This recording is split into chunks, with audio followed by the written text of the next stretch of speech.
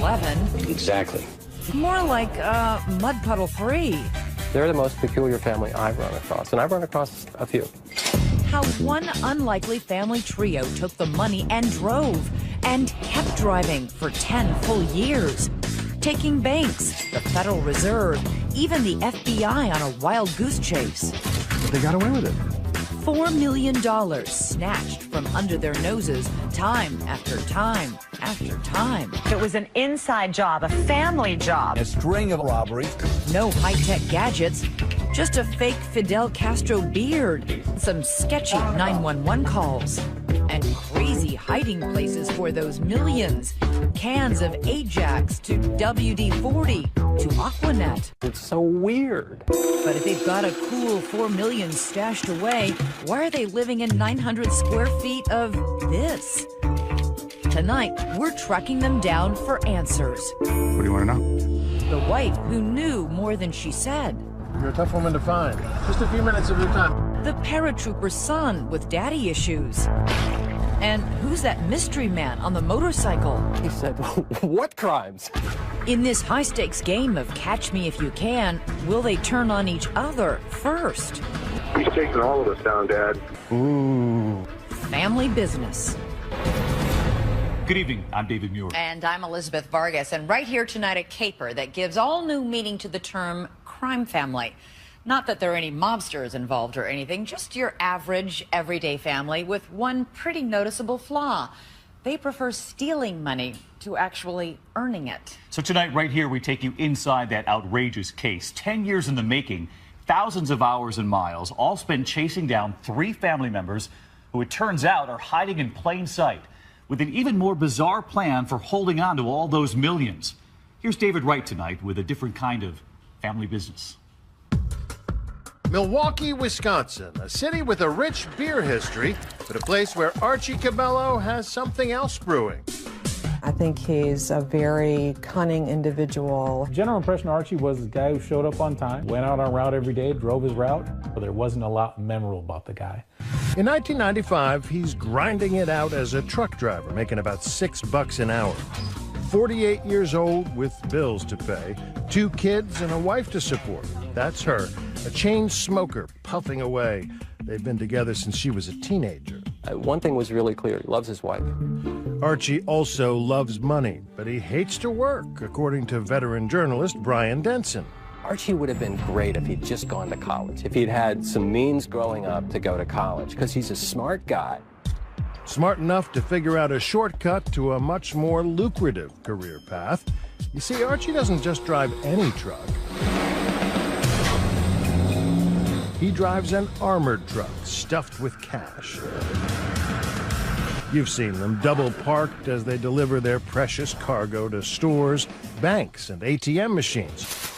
Cold, hard cash. Easy money, if you can get to it. These things are Fort Knox on wheels. Tell me about Archie. What do you want to know? That's FBI Special Agent Ken O'Connor, an expert in armored car robberies, and Archie Cabello. I was fortunate that I've done cases like this before. It was his job to piece together the Cabello capers years after the fact. But is this the kind of case everybody else likes to avoid? Kind of a clunker? For a person that wants to be on that kind of squad, this is not the case they're dying to do. So for me, it was just, all right, let's just get it done. With his help, we retraced Archie's steps on the day he was due to deliver cash and coin to banks and businesses all over Milwaukee. The 2 people he was assigned with were, one had been there on the job for a week, the other had been on the job for 2 weeks, so he was the senior guy. The inexperience of those co-workers plays a key role here because they take orders from Archie, no questions asked. What they don't know is that somebody else is also watching their armored truck. Every day at a predetermined time, a woman leaves her job at a local cafe, gets into her ordinary car, goes for a drive, and then parks. Every day she watches the armored truck. Once it passes, they go their separate ways.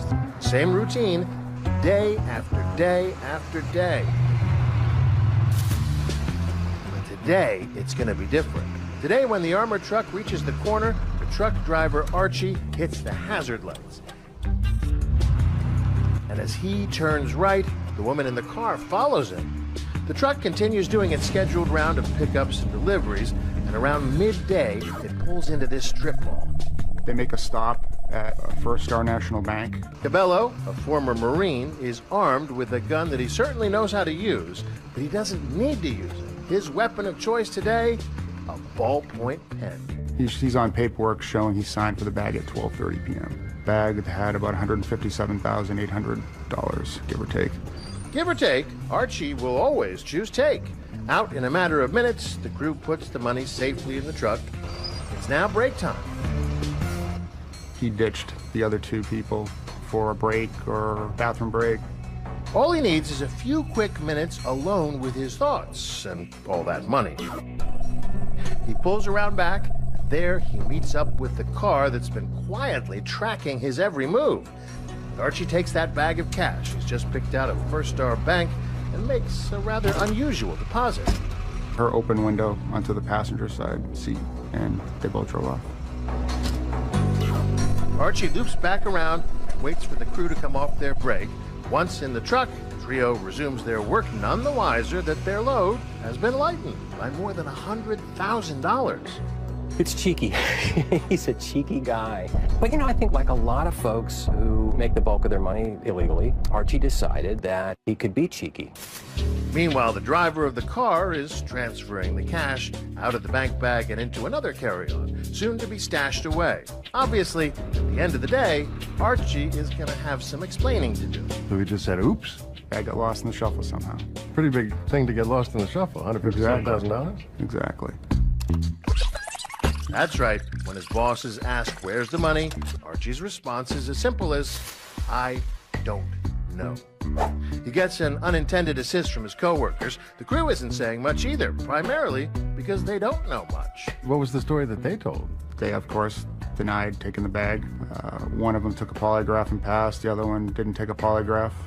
Archie didn't take a polygraph. Archie's plan has worked to perfection. He got the money, and he got it with guile instead of a gun. His bosses suspect he was involved, but they can't prove it. How is it that he wasn't busted then? I mean, that's a pretty lame excuse. At that time, there wasn't a lot of evidence other than his story. Archie gets fired, losing his $30,000 a year job, but in one day, he's taken home 5 times his annual wages, so he'll get over it. Nobody got charged in that case. The dirty secret? To some extent, armored car companies expect the occasional big loss. It's part of the cost of doing business. A situation like that, your insurance company is going to cover the hit. To Archie's way of thinking, that makes this almost a victimless crime. And when he gets home, he doesn't even have to explain himself to the missus. Turns out the woman in that unmarked car was none other than Marion Cabello, Archie's wife, his partner in crime. Their luck may not last a lifetime, but not to worry. Archie's gotten a taste for the action, and he's just getting started. This family business up and running and about to expand. Archie said, he goes, I did it once, so I can do it again. When we come back, a paratrooper drops in to assist Archie in Cabello Caper number 2. A theft that'll vault the family into another tax bracket. It is one of the most peculiar crimes to come through the courthouse in my years, yeah.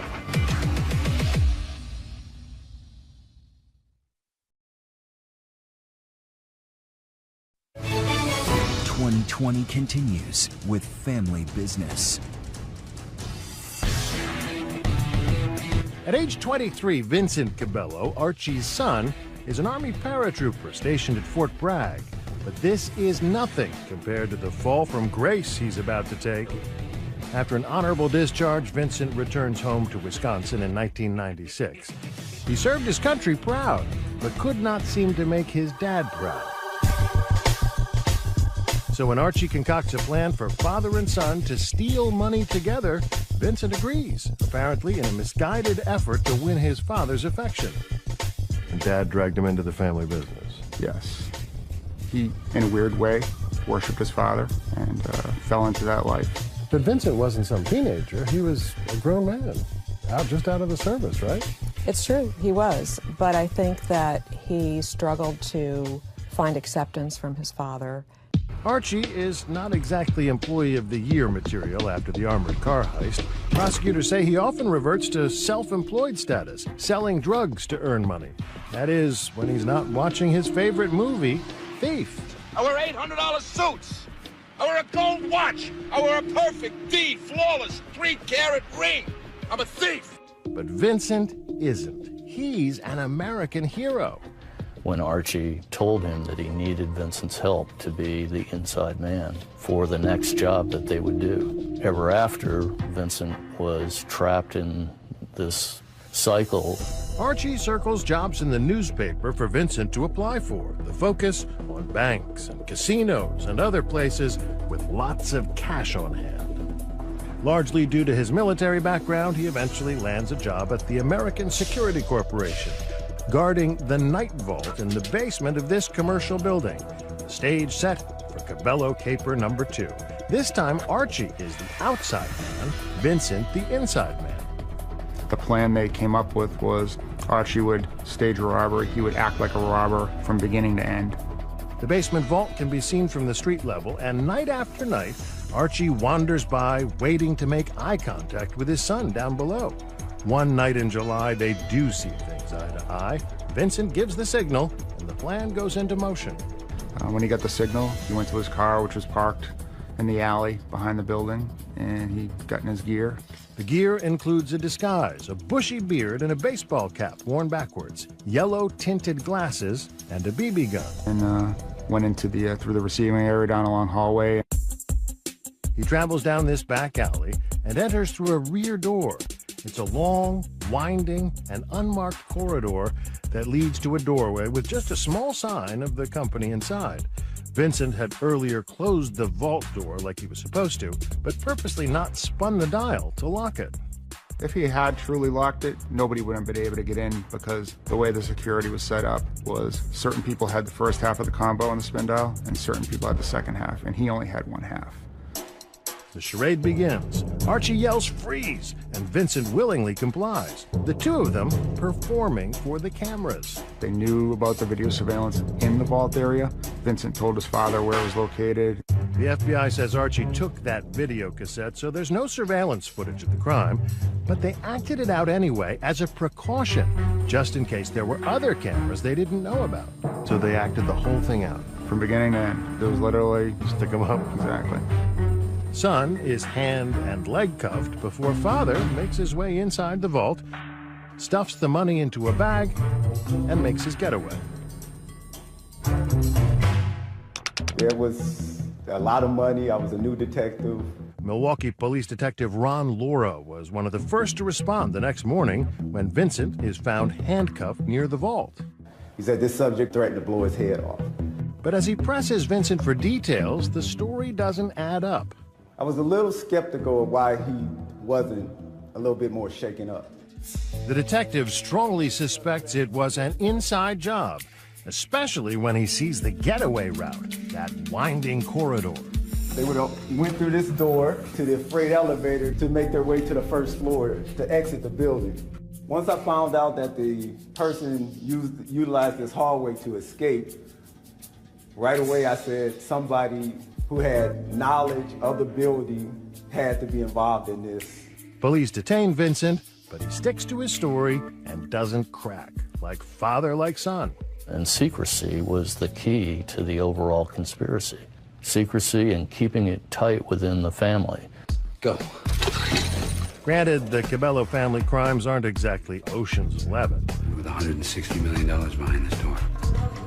Let's get him out, yeah. But the money's beginning to add up, and just like the armored car heist, what police suspect and what they can prove turn out to be two different things. In these cases, they're hard to prove. With Vincent standing to his story, we had no probable cause to arrest him.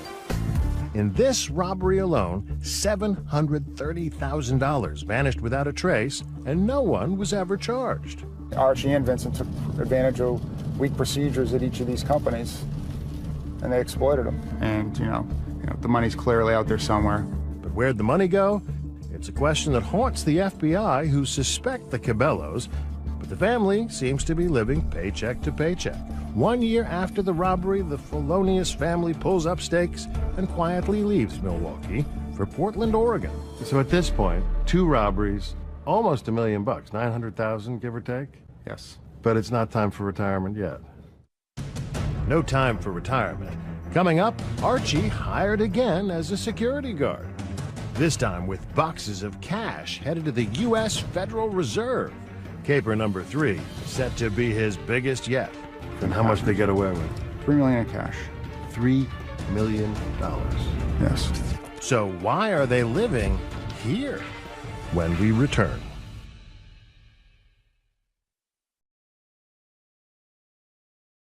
Family Business continues on 2020.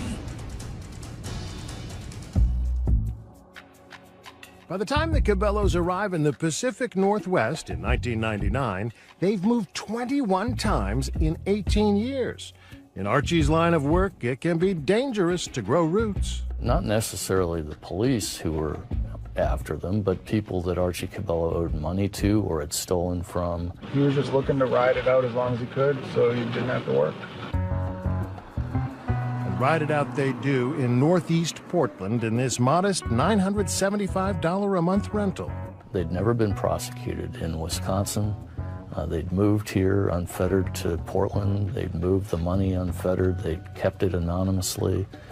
Everything had worked for him. And now it's time to lay low.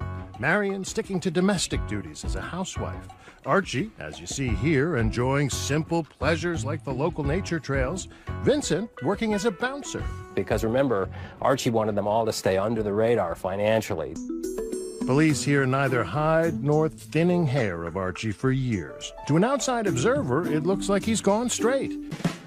Especially when, in 2005, he lands a new job in an old profession. You guessed it, he's driving an armored truck, this time for a local company called Oregon Armored Services. He was pretty quiet, kept to himself. He was a little bit older than most people who worked there. Kirk Goulian is a former ops manager at Oregon Armored and remembers Archie well. Archie seemed like a reliable worker. Nothing really stood out. Archie's responsibilities include making pickups and deliveries for banks and local government offices, including the U.S. Federal Reserve. Inside this undisclosed and highly secure location, millions upon millions of dollars are shuffled from room to room and prepped for various delivery points. This is Archie Cabello's kind of joint. That's him in his security uniform, badge and all. It all seems hunky-dory until the afternoon of December 5th, 2005, when shortly after 2 p.m., this 911 call comes in. 911. Yeah, I'd like to report a robbery. You were held up? No, but I'm looking at a guy here who's handcuffed to his armored truck.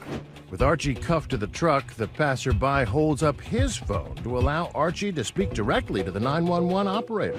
I didn't look at him that much. He had a gun upside my head. I understand it was pretty traumatic. Did they take any of your bags that are marked? They took a couple of bags of money, yeah, that I could see, but I mean, I don't know. I had a lot of money on the truck. They couldn't take it all. Within minutes, cops, neighbors, and TV crews are on the scene. He was handcuffed to something inside the car. He had been here for about 15 minutes, but he was handcuffed to the door so he couldn't answer his phone. Archie gives authorities a breathless account of what happened. Archie told me that an armed robber came up to the armored car, displayed his handgun, and said, "Open up the door." That's where FBI Special Agent Don Metcalf, a colleague of Agent O'Connor, comes in. Archie tells him he's just been robbed, the robber wearing a fake beard and brandishing a gun. And Archie opened the door? The armed robber, according to Archie during the interview, was start driving. Archie Cabello told Portland police 2 robbers forced him to drive to the Southeast Portland location. Then he says he was handcuffed to the wheel while the thief took off with $3 million in cash. The cops scour the neighborhood looking for one or more suspects. Male white, 40s, 5'10 to 180. Wearing a black ball cap, unknown hair, but he had some kind of a fake dark beard on and sunglasses. Apparently there was a gun involved. Police search high and low, but find no one fitting the description.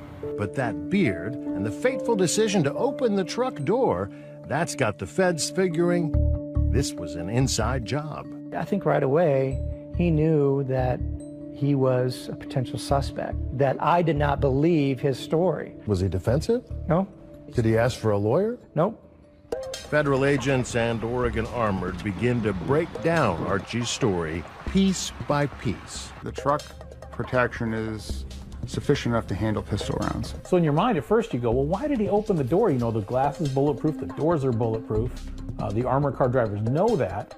Archie has a gun, his engine is running, but he chooses neither fight nor flight. Just drive off. That's the safest procedure for you. Then there's that gunman. He had some kind of a fake dark beard on and sunglasses. Sound familiar? It should. The description nearly identical to the one Vincent Cabello used in the Milwaukee vault robbery. When Vincent is questioned, he stays true to form. His story was, I don't know nothing about nothing. And now the FBI finds itself with 3 major cases, all involving the same family. Which begs the question, how in the world did Archie Cabello get another armored truck job in the first place? Do these guys not do a background check? Well, they do. Ironically enough, there was no response until after the robbery. And what was the response then? The response was criminal information found. Archie, I guess, handed his uniform shirt and his ID badge to the security guard and said, I'm done here. And that was the last we heard from Archie in person at all. Within weeks, it's clear to everybody what really happened. Archie and Vincent staged the whole thing and pulled their biggest job yet.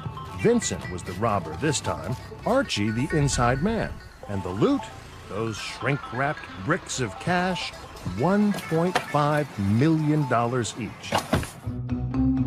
Goulian was dispatched from Oregon Armored to take an inventory of the truck. When we saw it with those 2 bags, I mean, we definitely said, oh, these are the big bags. If someone's going to steal something, this is what you're going to go for. We all knew 2 weeks after the incident, Archie done it. There was no question as to who had done it. Authorities raid the modest Cabello home. We'll knock on the door, FBI, we have a search warrant, he comes to the door. Archie Cabello opens the door, and a can of worms with an odd remark. He said, my wife didn't have anything to do with it. That sounds like an admission. It sounds like an admission. But an admission to what? The cops don't find any stolen cash, and the house is no blinged-out bungalow. In fact, it's barely middle class. Archie drives an old clunker. There's wall unit air conditioning, yard sale quality furniture, and heck, they haven't even bothered to upgrade to a flat-screen TV. They were prepared for what was coming, and, they handled it well. You have to give the Cabellos credit for one thing, their credit score. The search of the home turns up credit cards everywhere, some even stuffed into Archie's boots. They had more than 100 credit cards between the 3 of them. We located numerous money order receipts. That is not the kind of paper the FBI was hoping to find. They're desperate to find the money, and they're looking all over the city. We went to 125 storage facilities, showed photographs of both Vincent and Archie with negative responses. Nobody saw. No one saw them. They don't find any money, but the FBI comes out of here with a paper trail, credit card receipts, money orders, and the whole thing just doesn't pass the smell test. Speaking of which, what they should have been looking at are all those household cleaning products. If they'd taken a closer look, they would have found that they're so-called diversion safes. Take a look inside here. Rolls of $100 bills. If it's clear as day that he's your guy, then why is it that he wasn't charged? The main piece of evidence was missing, the cash. The cat and mouse game between Agent and Archie ends in a draw. Once again, the feds have their suspicions, but not enough hard evidence. The conventional means to investigate a crime like this were exhausted, and there was just nothing to show for it. Cracking the case will require the help of 2 unlikely characters. One, a pencil-pushing desk jockey from the IRS. The other, a motorcycle-riding outlaw who knows all the family secrets. It's so weird. What she uncovers and what he spills when we come back. So right now we've got something you almost never have in a robbery. You know who did it, you know how they did it, you just can't prove it, but you don't know what they did with it. So that leads to our Twitter question for you right here tonight. Where do you think those $4 million are hidden? Let us know on Facebook and Twitter. Use the hashtag ABC2020. David and I will be right back.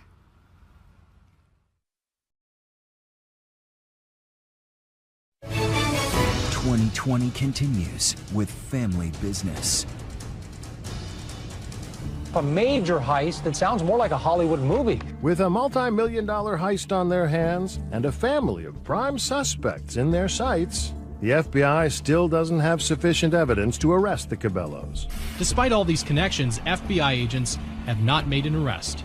Because, yeah, we didn't catch him with the money, we didn't catch him red-handed doing anything. Hoping now to build a solid circumstantial case, the prosecutors enlist the help of a new agent, not from the FBI, but the IRS, the same agency that brought down Al Capone. I had contacted them and spoke with Miranda Cole. Agent Cole, more likely to pack a pocket protector than a pistol, focuses on that crazy cache of credit cards retrieved from the Cabello home. She pores over all the monthly statements, as well as the 620 money order receipts they found in the search, a process that takes years. A task you might call a tedious nightmare, but that she calls fun. As financial crimes go, is this one a tough one to prove? It was a fun one to prove. He was really smart in how he spent his money. He was renting his house, he had older vehicles, he had credit card expenses, but they weren't extravagant. Archie Cabello was not exactly living the lifestyles of the rich and famous, but even the low life came with a high overhead. So you went through the numbers here, and it didn't add up? No, it didn't add up. Archie's income was about $11,000 a year after the Oregon robbery, but keeping the family solvent required outlays of more than $250,000 on all those credit cards. They would purchase things on the credit cards and pay the bills off with these money orders, and of course money orders can only be purchased with cash. What would Archie buy with all those credit cards? The truth is, not much. He had a few little luxuries once in a while, bottles of wine, or he joined a cigar club and would get a box of cigars once a month in the mail. That made him happy. Marion had a thing for kitchen appliances and cooking magazines. But what's the point of stealing millions if you're going to live so frugally? The feds say Archie was playing a waiting game, counting the days until the 5-year statute of limitations on the Oregon robbery expired. They were definitely doing that. And they thought that once the statute of limitations expired, they'd be scot-free. Pulling that off requires discipline. Discipline Vincent Cabello apparently lacked when he couldn't resist temptation and bought a flashy Hummer with some of the money, sparking a family feud straight out of Goodfellas. Are you stupid or what? Did you hear what I said?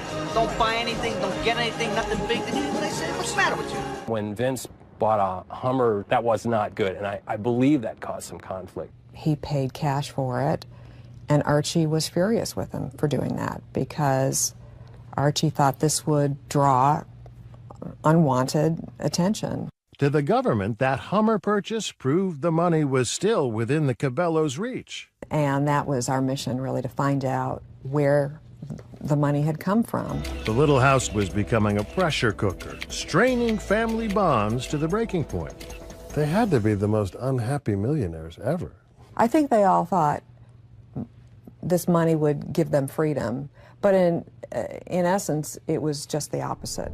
They were just really miserable. The three of them were really miserable. They couldn't do the kinds of things that people who have millions tax-free, typically do.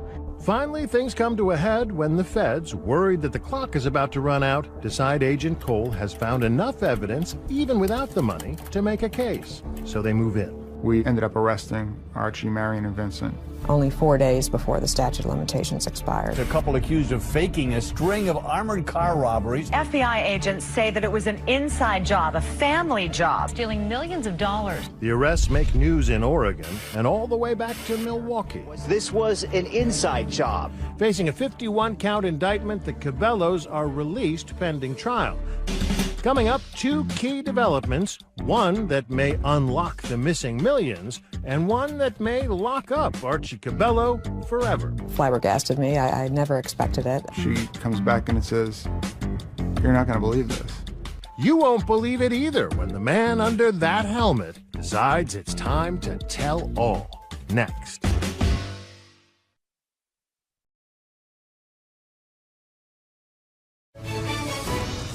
Business continues on 2020. On a recent afternoon, this man pulls a motorcycle into this parking lot, takes off his helmet, and takes some evasive maneuvers to avoid 2020 cameras. You may not recognize him, but don't let that chrome dome fool you. That's Vincent Cabello, former Army paratrooper, loyal son, and big-time thief. But instead of heading to a prison cell, he's heading into an apartment, toting a trusty six-pack. How'd he pull that off? By finally breaking ranks with his overbearing father, sacrificing his family for his freedom. Vincent was the first to give up the farm. After that was done, Archie was cooked. The Cabello family schism began shortly after they were all arrested and looking at lengthy prison terms, their 990-square-foot home becoming a prison of its own. The case wasn't going away, and the trial's coming closer and closer. Inside, there is dissension in the ranks. The three of them together, every day, all day, just really wore on Vincent, and the tension in the household was extreme. Brian Denson spoke with the family when he was the courthouse reporter for the Oregonian. I see a lot of dysfunctional families, among the worst, and probably the worst I've seen in terms of just the strange dynamic between the father, the son, and the wife. And that's saying something. 2020 has covered other patriarchs in the Pacific Northwest who've used their own kids for financial gain. Scott Catt robbed 5 banks in Oregon before moving his operation to Texas, where the master manipulator got not one, but both his kids to rob banks with him. He was the muscle with the gun, and I was the money guy. But that lifestyle is pressure-packed, and the pressure proved too much for the man on the motorcycle. He's finally ready to resolve his daddy issues in one fell swoop. One day, the phone rings, and it's Vincent Cabello's lawyer saying he's ready to cooperate. How does that change things? He was very willing to tell a long story of how this had started in the 90s. And it carried through to 2005 when they committed the large $3 million theft. And he was, in a way, getting something off his chest. Vincent refused our repeated requests for an interview, but he told the feds everything. Archie made him do things that deep down he probably didn't want to do. When Vincent spilled the beans, it wasn't just about what happened, but about where the money was. He told you where the money was? He told us very precisely where it was. Vincent Cabello directs investigators to search the house one more time. Hidden behind a wall socket is a key. Inside the leg of a walker is a second key, the key to unlock a decade-long mystery. The investigators race to Washington State. In the shadow of Seattle, a safe deposit box company in Bellevue, Washington, offers an unusual service: anonymity for a fee. The Cabellos have rented a safety deposit box here for $1,250 a year, but you'd never know it, because for an extra $100, Cabello gets to select a fake name as the official owner of the box. What was the fake name? Archie's name was Mike Alda. Marion's name was Marie Martin. Vincent's name was Ron Alda. And they're visiting from time to time to pull out just enough to sort of keep the bills paid. Access records reveal this is where Vincent came to hide the $3 million from the Oregon robbery. But the man who visited here more than 50 times to take cash back to Portland was Archie Cabello. Cash used to buy all those money orders and pay off that credit card debt, and cash doled out to his wife and son through those household product canisters. Among them, Marion's bug spray, shaving cream, and kitchen cleanser for Vincent, and WD-40 for Archie. For FBI agents Ken O'Connor and Don Metcalf, the end is in sight. For the most part, it confirmed a lot of things that we suspected. Now, obviously, we didn't know where the money was. We knew it was somewhere. We didn't know where.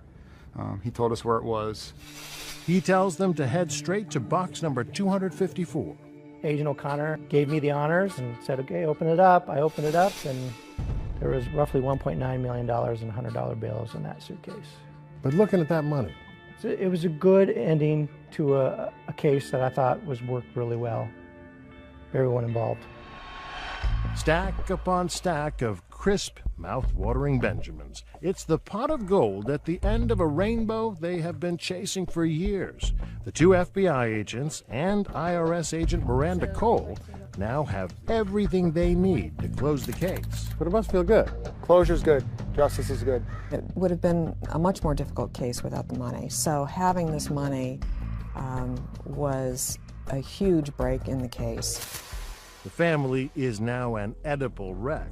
Archie and Marion are rearrested and jailed. Vincent exiled from his parents' affections as they learn he's turned state's evidence. Everybody gets their own defense lawyer. Listen to this prison phone call between Archie and his other son. You can hear the pain and scorn in his voice as he discusses Vincent.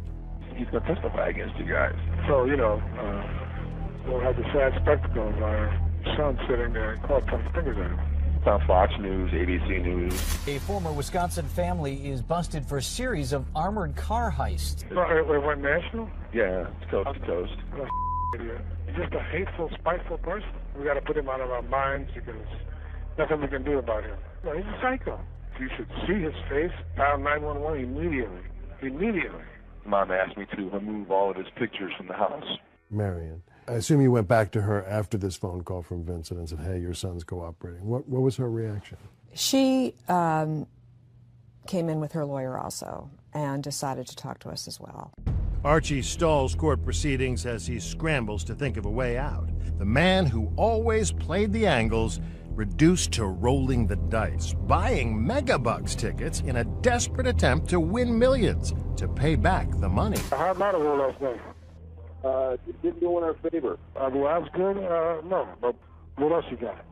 I don't care how you want it. Just But Archie's luck had finally run out. When we return, we find Marion Cabello enjoying her freedom in Marlboro country. Her husband's in jail, her son Vincent banished from the family. So authorities a breathless account of what happened. Archie told me that an armed robber came up to the armored car, displayed his handgun, and said, "Open up the door." That's where FBI Special Agent Don Metcalf, a colleague of Agent O'Connor, comes in. Archie tells him he's just been robbed, the robber wearing a fake beard and brandishing a gun. And Archie opened the door? The armed robber, according to Archie during the interview, was start driving. Archie Cabello told Portland police 2 robbers forced him to drive to the Southeast Portland location. Then he says he was handcuffed to the wheel while the thief took off with $3 million in cash. The cops scour the neighborhood looking for one or more suspects. Male white, 40s, 5'10 to 180. Wearing a black ball cap, unknown hair, but he had some kind of a fake dark beard on and sunglasses. Apparently there was a gun involved. Police search high and low, but find no one fitting the description. But that beard and the fateful decision to open the truck door, that's got the feds figuring this was an inside job. I think right away he knew that he was a potential suspect, that I did not believe his story. Was he defensive? No. Did he ask for a lawyer? Nope. Federal agents and Oregon Armored begin to break down Archie's story piece by piece. The truck protection is sufficient enough to handle pistons. They handled it well. You have to give the Cabellos credit for one thing, their credit score. The search of the home turns up credit cards everywhere, some even stuffed into Archie's boots. They had more than 100 credit cards between the 3 of them. We located numerous money order receipts. That is not the kind of paper the FBI was hoping to find. They're desperate to find the money, and they're looking all over the city. We went to 125 storage facilities, showed photographs of both Vincent and Archie with negative responses. Nobody saw. No one saw them. They don't find any money, but the FBI comes out of here with a paper trail, credit card receipts, money orders, and the whole thing just doesn't pass the smell test. Speaking of which, what they should have been looking at are all those household cleaning products. If they'd taken a closer look, they would have found that they're so-called diversion safes. Take a look inside here. Rolls of $100 bills. If it's clear as day that he's your guy, then why is it that he wasn't charged? The main piece of evidence was missing, the cash. The cat and mouse game between Agent and Archie ends in a draw. Once again, the feds have their suspicions, but not enough hard evidence. The conventional means to investigate a crime like this were exhausted, and there was just nothing to show for it. cracking the case will require the wife to support. That's her, a chain smoker, puffing away. They've been together since she was a teenager. One thing was really clear. He loves his wife. Archie also loves money, but he hates to work, according to veteran journalist Brian Denson. Archie would have been great if he'd just gone to college, if he'd had some means growing up to go to college, because he's a smart guy. Smart enough to figure out a shortcut to a much more lucrative career path. You see, Archie doesn't just drive any truck. He drives an armored truck stuffed with cash. You've seen them double parked as they deliver their precious cargo to stores, banks, and ATM machines. Cold, hard cash. Easy money, if you can get to it. These things are Fort Knox on wheels. Tell me about Archie. What do you want to know? That's FBI Special Agent Ken O'Connor, an expert in armored car robberies, and Archie Cabello. I was fortunate that I've done cases like this before. It was his job to piece together the Cabello capers years after the fact. But is this the kind of case everybody else likes to avoid? Kind of a clunker? For a person that wants to be on that kind of squad, this is not the case they're dying to do. So for me, it was just, all right, let's just get it done. With his help, we retraced Archie's steps on the day he was due to deliver cash and coin to banks and businesses all over Milwaukee. The two people... Middle class. Archie drives an old clunker. There's wall unit air conditioning, yard sale quality furniture, and heck, they haven't even bothered to upgrade to a flat screen TV. They were prepared for what was coming, and, you know, they handled it well. You have to give the Cabellos credit for one thing, their credit score. The search of the home turns up credit cards everywhere, some even stuffed into Archie's boots. They had more than 100 credit cards between the three of them. We located numerous money order receipts. That is not the kind of paper the FBI was hoping to find. They're desperate to find the money, and they're looking all over the city. We went to 125 storage facilities, showed photographs of both Vincent and Archie with negative responses. Nobody saw. No one saw them. They don't find any money, but the FBI comes out of here with a paper trail, credit card receipts, money orders, and the whole thing just doesn't pass the smell test. Speaking of which, what they should have been looking at are all those household cleaning products. If they'd taken a closer look, they would have found that they're so-called diversion safes. Take a look inside here. Rolls of $100 bills. If it's clear as day that he's your guy, then why is it that he wasn't charged? The main piece of evidence was missing, the cash. The cat and mouse game between Agent and Archie ends in a draw. Once again, well, they do. Ironically enough, there was no response until after the robbery. And what was the response then? The response was criminal information found. Archie, I guess, handed his uniform shirt and his ID badge to the security guard and said, "I'm done here." And that was the last we heard from Archie in person at all. Within weeks, it's clear to everybody what really happened. Archie and Vincent staged the whole thing and pulled their biggest job yet. Vincent was the robber this time, Archie the inside man. And the loot, those shrink-wrapped bricks of cash, $1.5 million each. Goulian was dispatched from Oregon Armored to take an inventory of the truck. When we saw it with those two bags, I mean, we definitely said, oh, these are the big bags. If someone's going to steal something, this is what you're going to go for. We all knew 2 weeks after the incident, Archie done it. There was no question as to who had done it. Authorities raid the modest Cabello home. We'll knock on the door, FBI, we have a search warrant, he comes to the door. Archie Cabello opens the door, and a can of worms with an odd remark. He said, my wife didn't have anything to do with it. That sounds like an admission. It sounds like an admission. But an admission to what? The cops don't find any stolen cash, and the house is no blinged-out bungalow. In fact, it's barely middle class. Archie drives an old clunker. There's wall unit air conditioning. Yards. The two people for a break or bathroom break.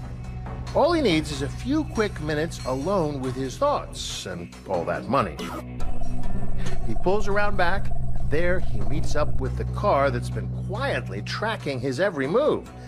Archie takes that bag of cash he's just picked out of First Star Bank and makes a rather unusual deposit. Her open window onto the passenger side seat, and they both drove off.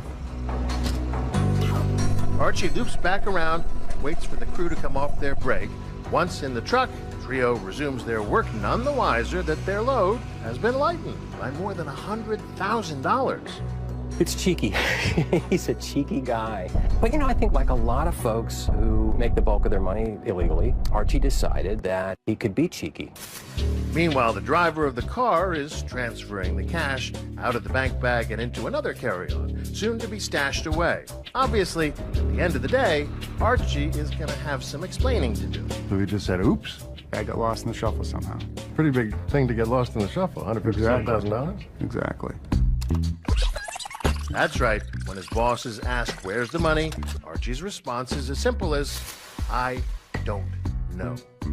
He gets an unintended assist from his coworkers. The crew isn't saying much either, primarily because they don't know much. What was the story that they told? They, of course, denied taking the bag. One of them... Knocks on wheels. Tell me about Archie. What do you want to know? That's FBI Special Agent Ken O'Connor, an expert in armored car robberies, and Archie Cabello. I was fortunate that I've done cases like this before. It was his job to piece together the Cabello capers years after the fact. But is this the kind of case everybody else likes to avoid? Kind of a clunker? For a person that wants to be on that kind of squad, this is not the case they're dying to do. So for me, it was just, all right, let's just get it done. With his help, we retraced Archie's steps on the day he was due to deliver cash and coin to banks and businesses all over Milwaukee. The two people he was assigned with were, one had been there on the job for a week, the other had been on the job for 2 weeks, so he was the senior guy. The inexperience of those coworkers plays a key role here because they take orders from Archie, no questions asked. What they don't know is that somebody else is also watching their armored truck. Every day at a predetermined time, a woman leaves her job at a local cafe, gets into her ordinary car, goes for a drive, and then parks. Every day she watches the armored truck. Once it passes, they go their separate ways. Same routine, day after day after day. But today, it's going to be different. Today, when the armored truck reaches the corner, the truck driver, Archie, hits the hazard lights. Did they take any of your bags that are marked? They took a couple of bags of money, yeah, that I could see, but I mean, I don't know. I had a lot of money on the truck. They couldn't take it all. Within minutes, cops, neighbors, and TV crews are on the scene. He was handcuffed to something inside the car. He had been here for about 15 minutes, but he was handcuffed to the door so he couldn't answer his phone. Archie gives authorities a breathless account of what happened. Archie told me that an armed robber came up to the armored car, displayed his handgun, and said, "Open up the door." That's where FBI Special Agent Don Metcalf, a colleague of Agent O'Connor, comes in. Archie tells him he's just been robbed, the robber wearing a fake beard and brandishing a gun. And Archie opened the door? The armed robber, according to Archie during the interview, was start driving. Archie Cabello told Portland police 2 robbers forced him to drive to the Southeast Portland location. Then he says he was handcuffed to the wheel while the thief took off with $3 million in cash. The cops scour the neighborhood looking for one or more suspects. Male white, 40s, 5'10 to 180. Wearing a black ball cap, unknown hair, but he had some kind of a fake dark beard on and sunglasses. Apparently there was a gun involved. Police search high and low, but find no one fitting the description.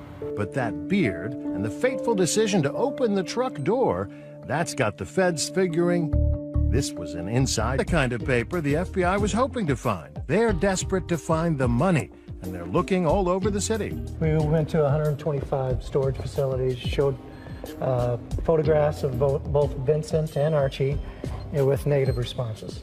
Nobody saw. No one saw them. They don't find any money, but the FBI comes out of here with a paper trail, credit card receipts, money orders, and the whole thing just doesn't pass the smell test. Speaking of which, what they should have been looking at are all those household cleaning products. If they'd taken a closer look, they would have found that they're so-called diversion safes. Take a look inside here. Rolls of $100 bills. If it's clear as day that he's your guy, then why is it that he wasn't charged? The main piece of evidence was missing, the cash. The cat and mouse game between Agent and Archie ends in a draw. Once again, the feds have their suspicions, but not enough hard evidence. The conventional means to investigate a crime like this were exhausted, and there was just nothing to show for it. Cracking the case will require the help of two unlikely characters. One, a pencil-pushing desk jockey from the IRS. The other, a motorcycle-riding outlaw who knows all the family secrets. It's so weird. What she uncovers and what he spills when we come back. So right now we've got... Let's get him out, yeah.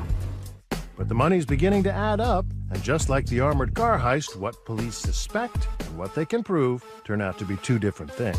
In these cases, they're hard to prove. With Vincent standing to his story, we had no probable cause to arrest him. In this robbery alone, $730,000 vanished without a trace, and no one was ever charged. Archie and Vincent took advantage of weak procedures at each of these companies, and they exploited them. And, you know, the money's clearly out there somewhere. But where'd the money go? It's a question that haunts the FBI, who suspect the Cabellos, but the family seems to be living paycheck to paycheck. 1 year after the robbery, the felonious family pulls up stakes and quietly leaves Milwaukee for Portland, Oregon. So at this point, 2 robberies, almost $1 million, 900,000, give or take? Yes. But it's not time for retirement yet. No time for retirement. Coming up, Archie hired again as a security guard. This time with boxes of cash headed to the U.S. Federal Reserve. Caper number 3, set to be his biggest yet. And how much they get away with? $3 million in cash. $3 million. Yes. So why are they living here? When we return. Rich beer history, but a place where Archie Cabello has something else brewing. I think he's a very cunning individual. General impression of Archie was the guy who showed up on time, went out on route every day, drove his route, but there wasn't a lot memorable about the guy. In 1995, he's grinding it out as a truck driver, making about $6 an hour. 48 years old with bills to pay, 2 kids and a wife to support. That's her, a chain smoker puffing away. They've been together since she was a teenager. One thing was really clear, he loves his wife. To work, according to veteran journalist Brian Denson. Archie would have been great if he'd just gone to college, if he'd had some means growing up to go to college, because he's a smart guy. Smart enough to figure out a shortcut to a much more lucrative career path. You see, Archie doesn't just drive any truck. He drives an armored truck stuffed with cash. You've seen them double parked as they deliver their precious cargo to stores, banks, and ATM machines. Cold, hard cash. Easy money, if you can get to it. These things are Fort Knox on wheels. Tell me about Archie. What do you want to know? That's FBI Special Agent Ken O'Connor, an expert in armored car.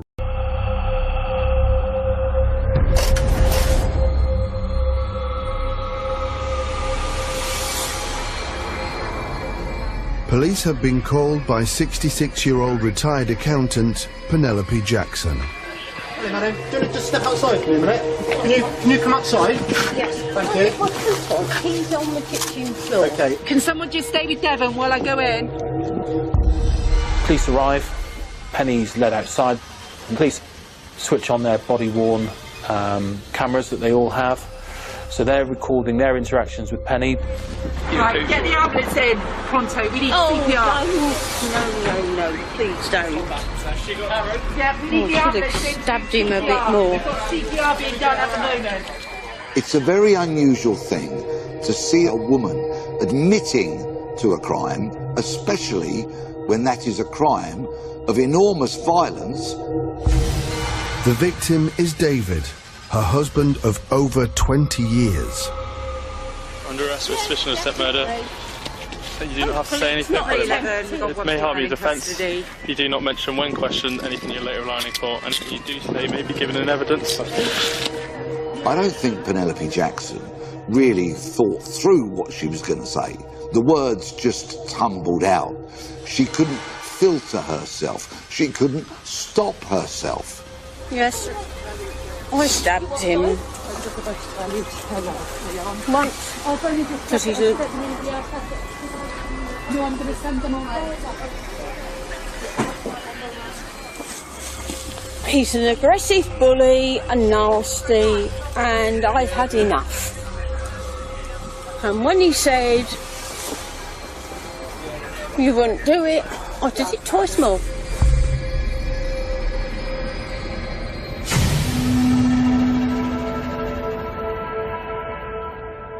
Penny fell in love with David. I think they probably both like to drink. They're both fun-loving, both like having a good time. She was good-looking. Obviously, there was an attraction there. Penelope Jackson met Lieutenant Colonel David Jackson when they both worked at Army Training Regiment Grantham, a military base in Lincolnshire. I think they were a good match in as much as they did both love entertaining. Penny was gregarious, yeah, she was an extrovert, and David was a bit more quiet. She liked to entertain. She was life and soul. She was interesting, she was knowledgeable. She got a personality that you listen to. But other than that, I didn't know much about her own life. They must have fell in love. But this affair is not a simple midlife romance. Penelope is in a very difficult situation. She's living in this very transient world that is the military. It's also a very masculine world, and so she's probably feeling quite isolated, quite ostracised. And at this time she finds out she's pregnant. And so that's got to create a really difficult situation, because Penelope and David, they were actually also both married to other people at the time. They were just so shocked and disappointed with David in a way, but I love my brother, and especially as Penny was having a baby. Obviously David, doing the right thing, stood by Penny and married. It was a turbulent time for the family. They're both adults, so they knew exactly what they were doing. You have to accept it, these things happen, and that's what we accepted it for what it was. And their little girl was born, Isabel. We loved her, she's such a pretty baby. Beautiful child. They were happy, and we thought, that's it now.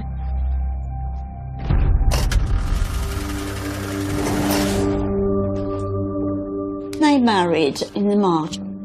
It was a happy wedding. They were really happy together. We had lots of parties with them and get-togethers, and she was very entertaining, actually. They're both in the army. They obviously still travelled. They lived in Malta for a while, and also Germany. Penny used to like shopping. She used to go to the gym quite regularly.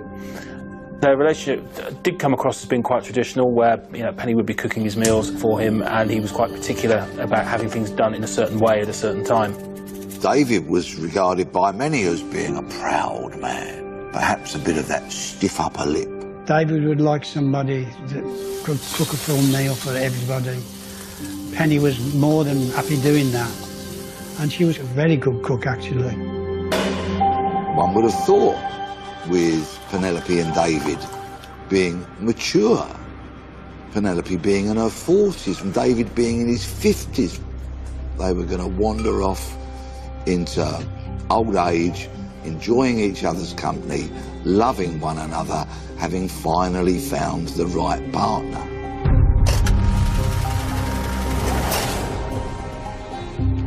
We had devastating news about Gavin. It was all a terrible time for all of us, you know, the way it happened. Gavin was the 29-year-old son of David and his first wife. Gavin was married. He'd been in the army for 12 months, which David was very proud of. His wife got pregnant. But the year the baby was born, Gavin ended his life. We didn't know at the time. Gavin had some sort of relationship with somebody else, and he must have just had this flash of, I don't know, this mental blockage, and it was such a sad time for everybody. Obviously David hit David harder than anybody, I think, because I think some way he held himself responsible for what had happened. Gavin left a suicide note that dealt a devastating blow to his dad. The note that he made spoke about him not wanting to end up like his father, so making reference to his father having an affair with Penelope Jackson. It affected David so badly. I think his nerves went. He had to have psychological treatment for quite a while. He was really devastated. We saw, obviously, David at the funeral, but we didn't see much of him after that. Not for some time. The once outgoing couple retreat behind closed doors, and their relationship takes a dark turn. He was consumed by grief that can impact on their state of mind at the time, and Penny would say that that was affecting his mood and his temper, and he became much more short with her and was much more prone to outbursts of anger and violence. Following the death of his son, Penny said that it had quite an impact on David. He suffered from depression and was also violent. There was an incident where David had supported Isabel to buy a mug full of chocolates to give to Penelope Jackson on Mother's Day, and that he had picked that up and smashed it against the wall prior to her being able to give that to her mother. They have another argument, and it results in David threatening her with a knife, holding a knife to her throat. And there was an incident where she said that he had strangled her and held her against the wall. Obviously, these incidents were very shocking. They would have been very shocking for Penny to have suffered, and it must have been very difficult for her to deal with. He subsequently went for counselling.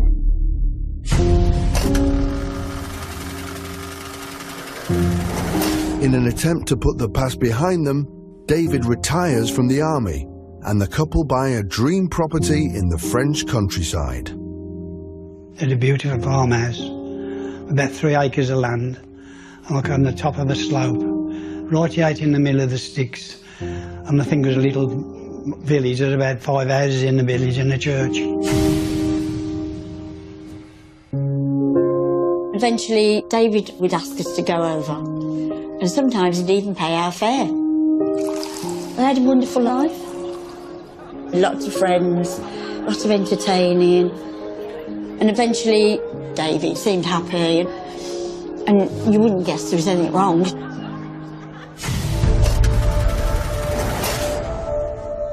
David said one day, "You know, Jen, we might split up." David reveals that the idyllic life the couple have in France wasn't as picture perfect as it seems, as Penny wants to return home. It wasn't enough for her mind. She'd do gardening and cooking, but she wanted to excel with her career as an accountant. And I said, "How do you feel?" He said, "Jen, I am more than angry."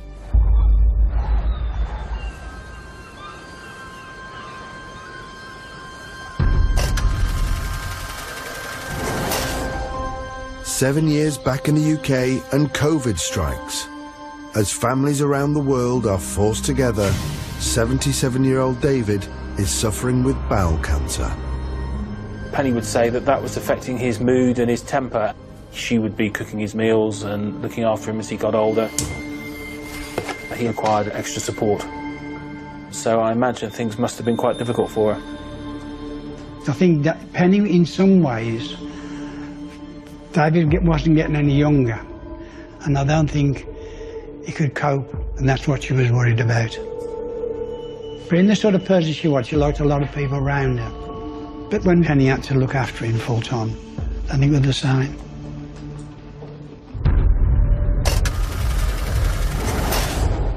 They were in a very intense situation. It was COVID, they couldn't leave, and this is when we start to see an escalation. David started it by arguing with Penny about the television, about the remote control, and her inability to find the right program that he wanted to watch. People will have arguments over the most minor things, which 99% of the time will just get brushed off. But, you know, obviously something escalated. She followed him round the house with a camera, filming him losing his temper. And when he walked into the conservatory, she locked the door. David's locked in a room, unable to get out. You know, he was an old man, he was 77 at that point, and probably feeling really frustrated, upset. He is very angry. He's lashing out and trying to break out of the conservatory. She's then recording him. Now, you could say that she's locked him in there and she's recording it as evidence because she's scared of David getting out and harming her. Or you could say that she was trying to provoke him. By filming somebody who is in distress, somebody that you're supposed to love and care about, filming them, it shows that complete lack of empathy, that lack of ability to recognise someone else's distress.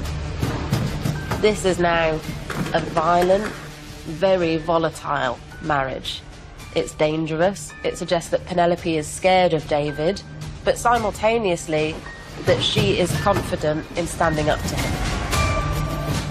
In an effort to set himself free, he picks up a poker and starts smashing his way out of the conservatory. So it's pretty dramatic. It's escalated a lot in a short space of time, and not surprisingly, the police turn up. Escalation in domestic violence can be a very, very dangerous and worrying thing. Tragically, we've seen far too many cases where the police have attended to a minor argument, but so often these cases escalate.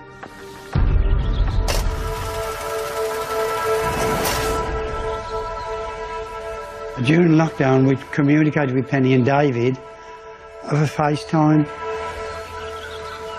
To try and lift the couple's darkening mood, Jenny and Brian regularly check in. Penny was saying, just so fed up of this, so fed up, and she was. But she was stuck in, wasn't she, really?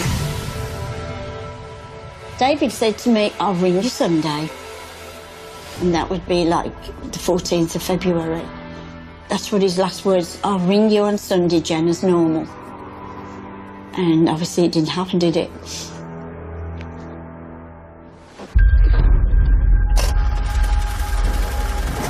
It's Penelope's 66th birthday. Penelope's daughter and her husband are going to join them on a Zoom thing.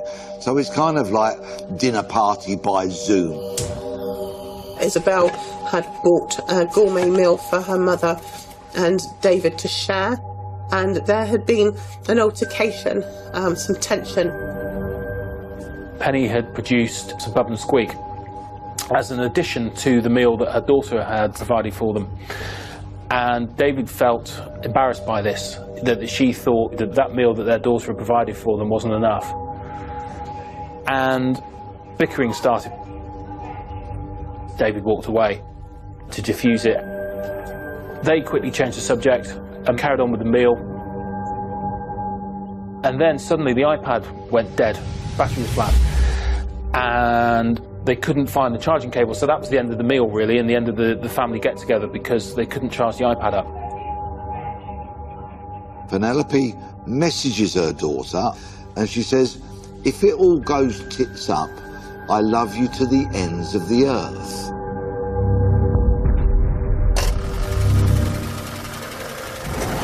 Isabel calls Penny to check everything is okay. Penny says, I'm absolutely fine, don't worry, I'll call you in the morning.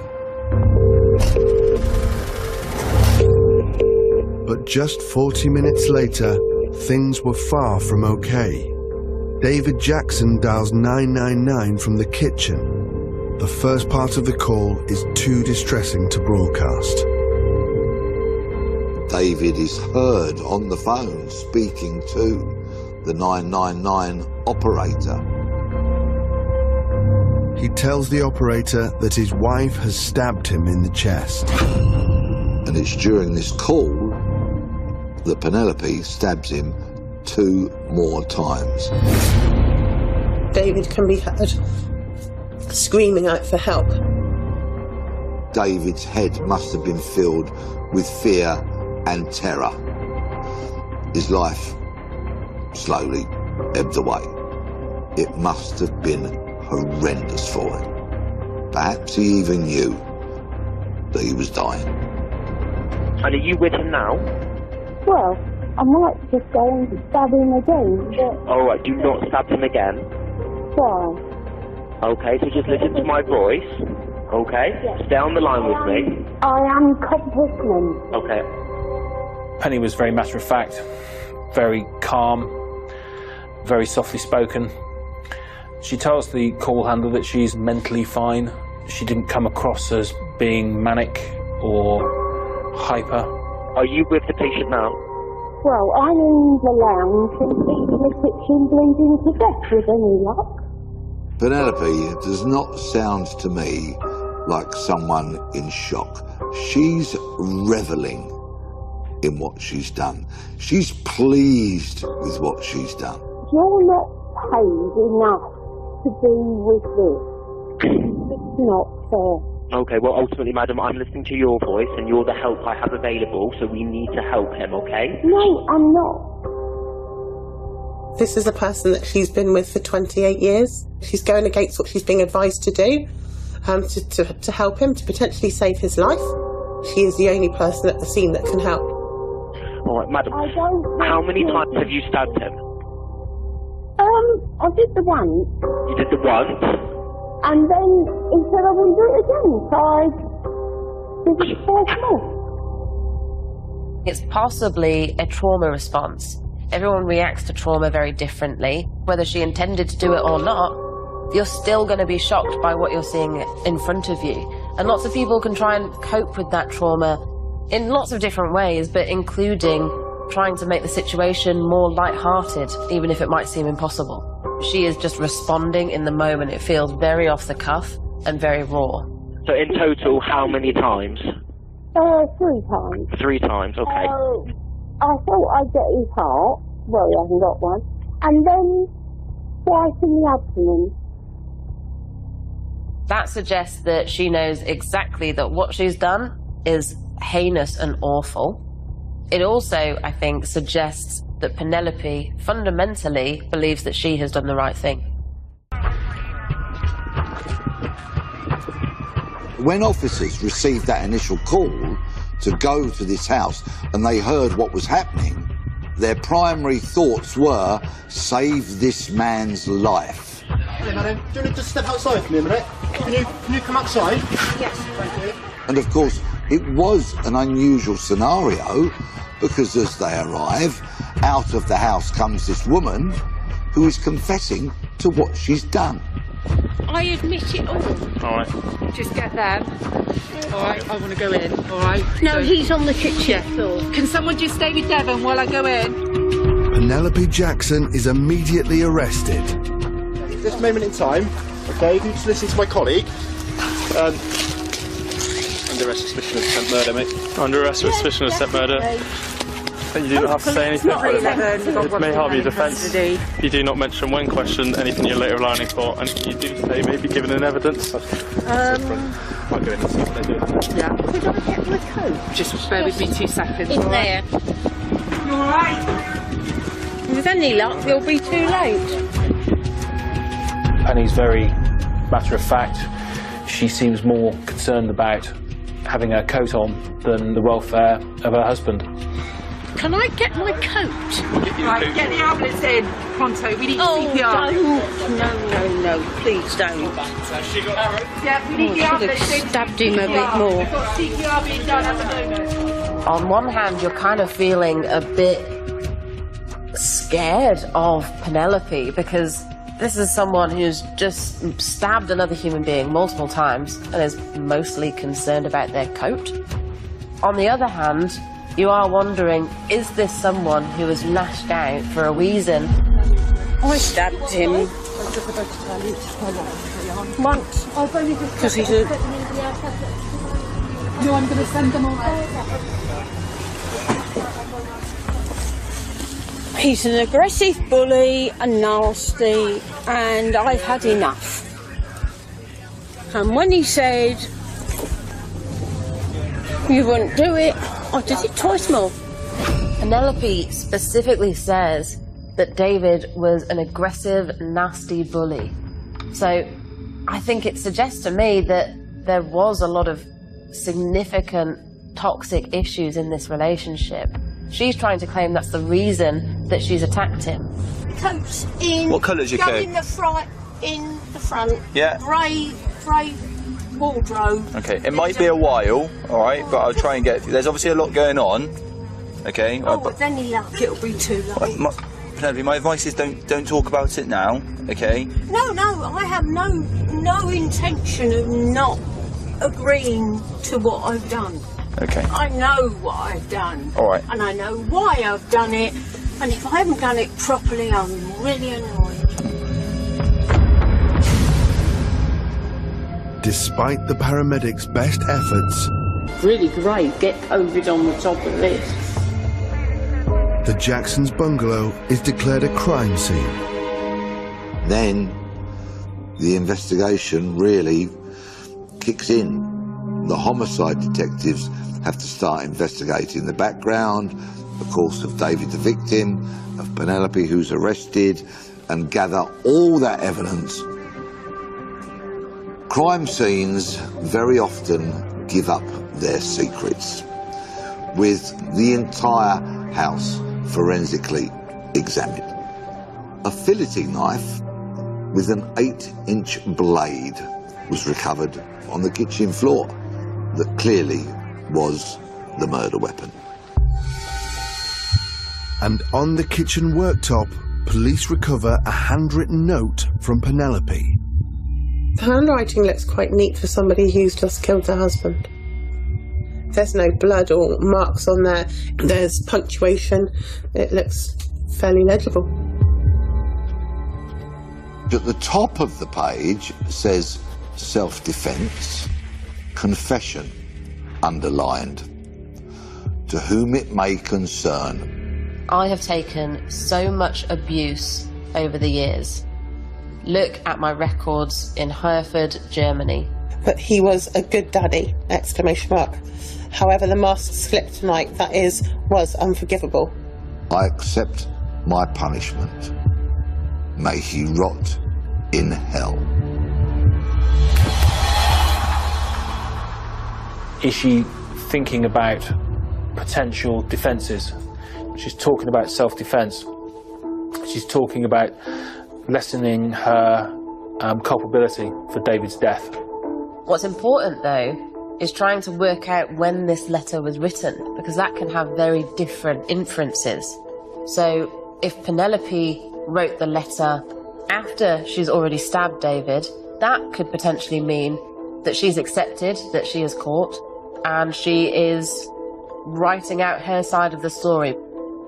Or it could be that this happens before stabbing David.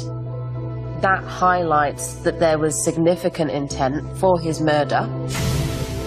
Was she thinking about things ahead of stabbing him and planning to attack him?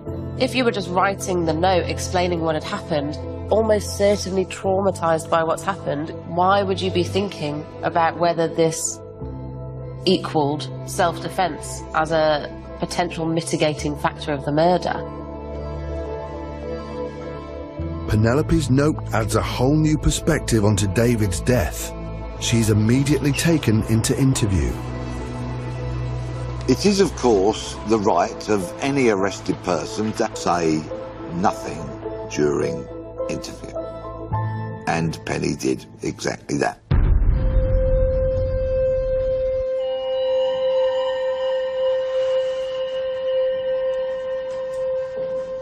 So I put my book down, switch my light off, and the phone goes at 11:45 at night. Izzy's on the phone, and she said, Dad's dead, and Mum's been arrested and she's in custody. Well, I just collapsed. I just thought, no. And I couldn't speak again. You don't expect something like that, do you, really? Not in your life, you know. And it's just gone. It's just horrible.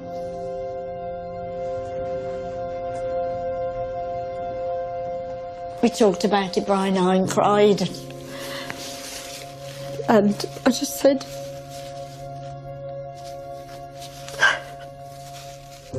I just hope he didn't die painfully.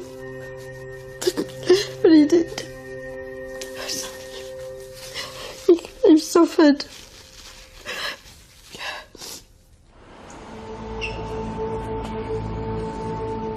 Penelope's note confesses that she stabbed her husband because of his violent behaviour towards her. These are claims the police must now investigate. The police interviewed their daughter, and Isabel says that there has been some violence towards Penelope. 24 years earlier, not long after David's son committed suicide. Isabel described that he was a broken man. David was hugely impacted by that loss, and he went on to have counselling as a result of that. And I think what's also important to note is that actually these incidents of violence were in isolation. Isabel tells police that she did not witness any further abuse from David towards Penelope after he attended counselling. Whilst violence and aggression is not acceptable within a relationship, we can almost see why David might be behaving in that way. I think what we see here is situational couple violence, where there is a trigger, where there is a reason. We didn't see that carry on. And with Penny, there's some striking reality there when it comes to David, that masculinity, old school, that men don't want to be perceived as weak or vulnerable in any way, so much less likely to speak out, to tell people that they're feeling scared or they're not happy with the way that they're being spoken to or treated, humiliated or belittled. That's not something that would have necessarily come easily to David, so he wouldn't have been telling anybody at that. He may not have even recognised that as domestic abuse. With all evidence gathered, police approached the CPS.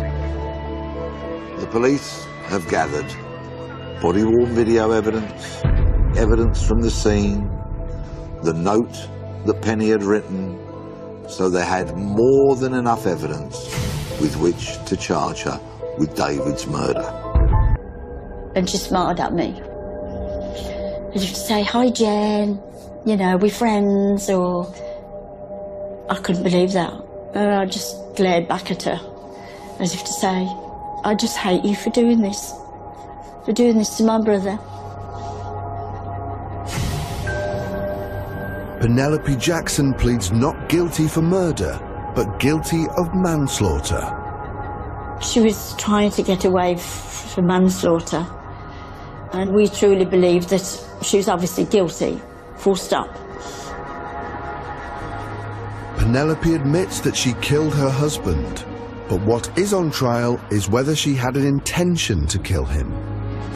In law, it's what's called a partial defence, loss of control.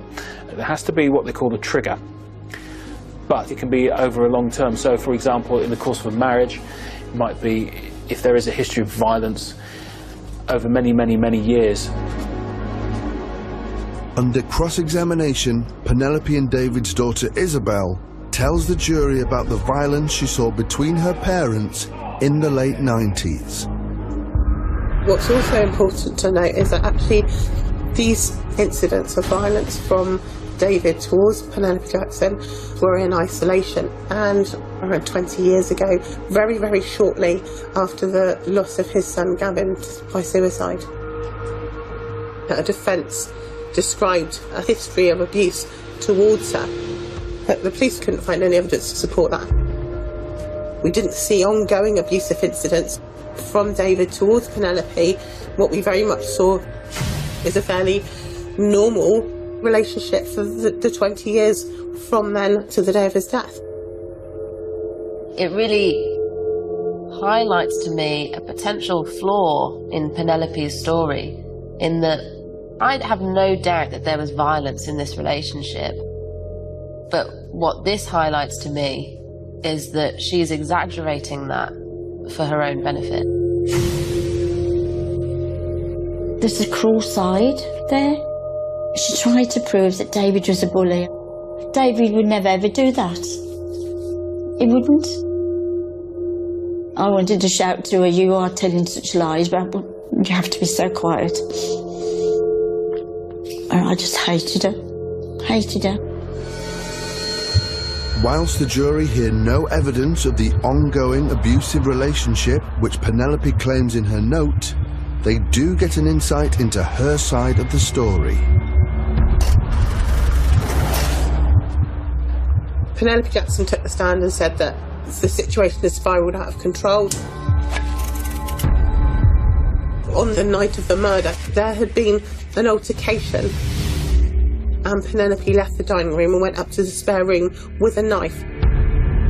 She told the jury that she intended to kill herself. She took a knife to bed with her and she put it under her pillow. And she was thinking about things. She was sat there stewing and getting angrier and angrier.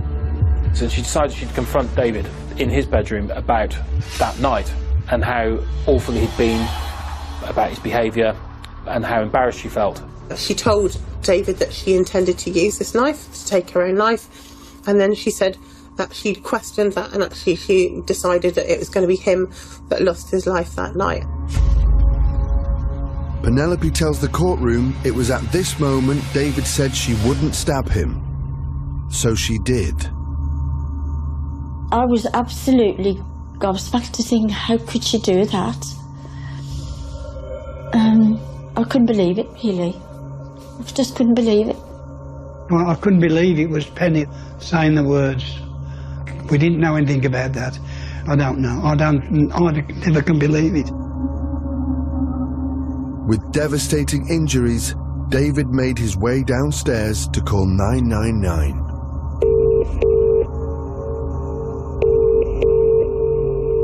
The length of the call, some 18 minutes or so. Part of that is so horrific, so graphic, that it has never been released. It was, however, played in court. And David's loved ones had to sit there and listen to it. Whilst he was on the phone to the police, we hear Penelope in the background. We then hear David scream out in pain. And that is the point where Penelope stabs David another 2 times. And then we hear Penelope take over the call. Okay, are you with the patient now?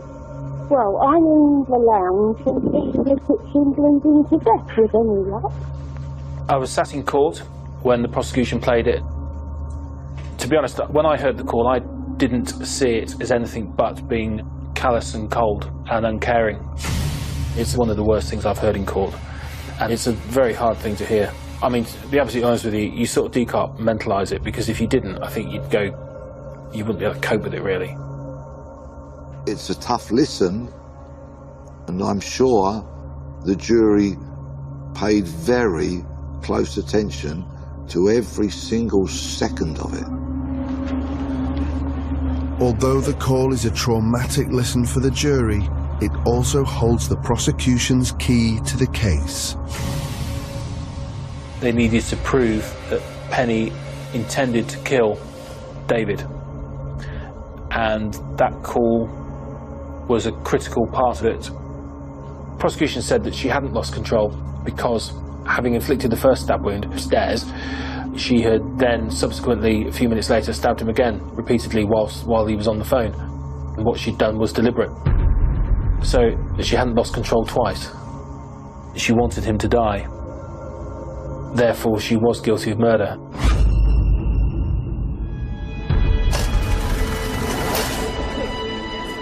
The trial concludes, and the jury retire.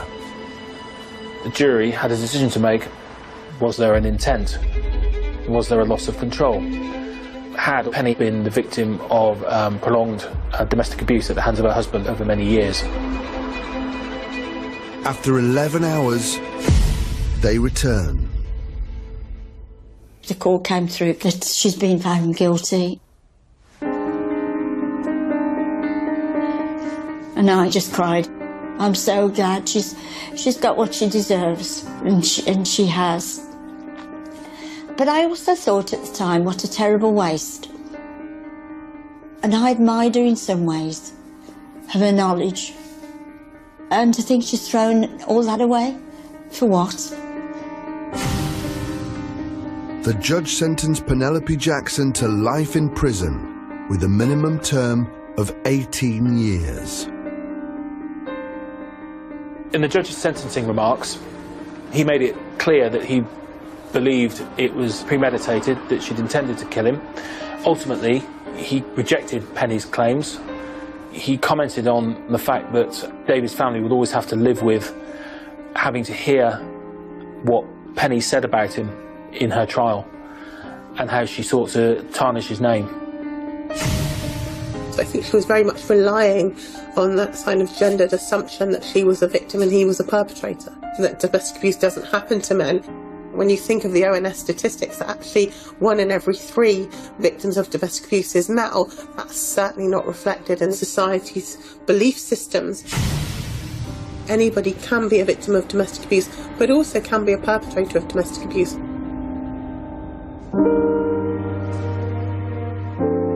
So sudden, or just gone. You know, can't even say goodbye or no. It's really hard.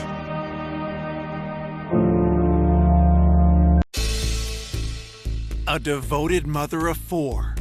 She was just the ultimate mom. She always wanted the best for all of us. Vanishes without a trace. There was just no explanation for why she would be gone. I knew something was terribly, terribly wrong. Investigators are sent down a rabbit hole of suspects. He said that the subject will never be found. My mom did not have an enemy in the world other than him. He disliked Patricia Kimmey. He hated Patricia Kimmey. He wished harm to come to Patricia Kimmey. And discover grisly clues. We found Patricia Kimmey's dentures. We did find blood in the back of the truck. And a money clip that was soaked in blood. Until a shocking revelation. She told investigators she knew where Patricia Kimmey was. Changes everything. We were shocked. That's one of the most evil things you can do. Horton, Kansas, a tiny farm town deep in America's heartland. Horton's a town of several hundred people. It's kind of a quiet town. Overall, there's not a lot of crime. Horton is a rural area surrounded by cornfields. Everybody knows everybody. It's just a typical Midwest small town.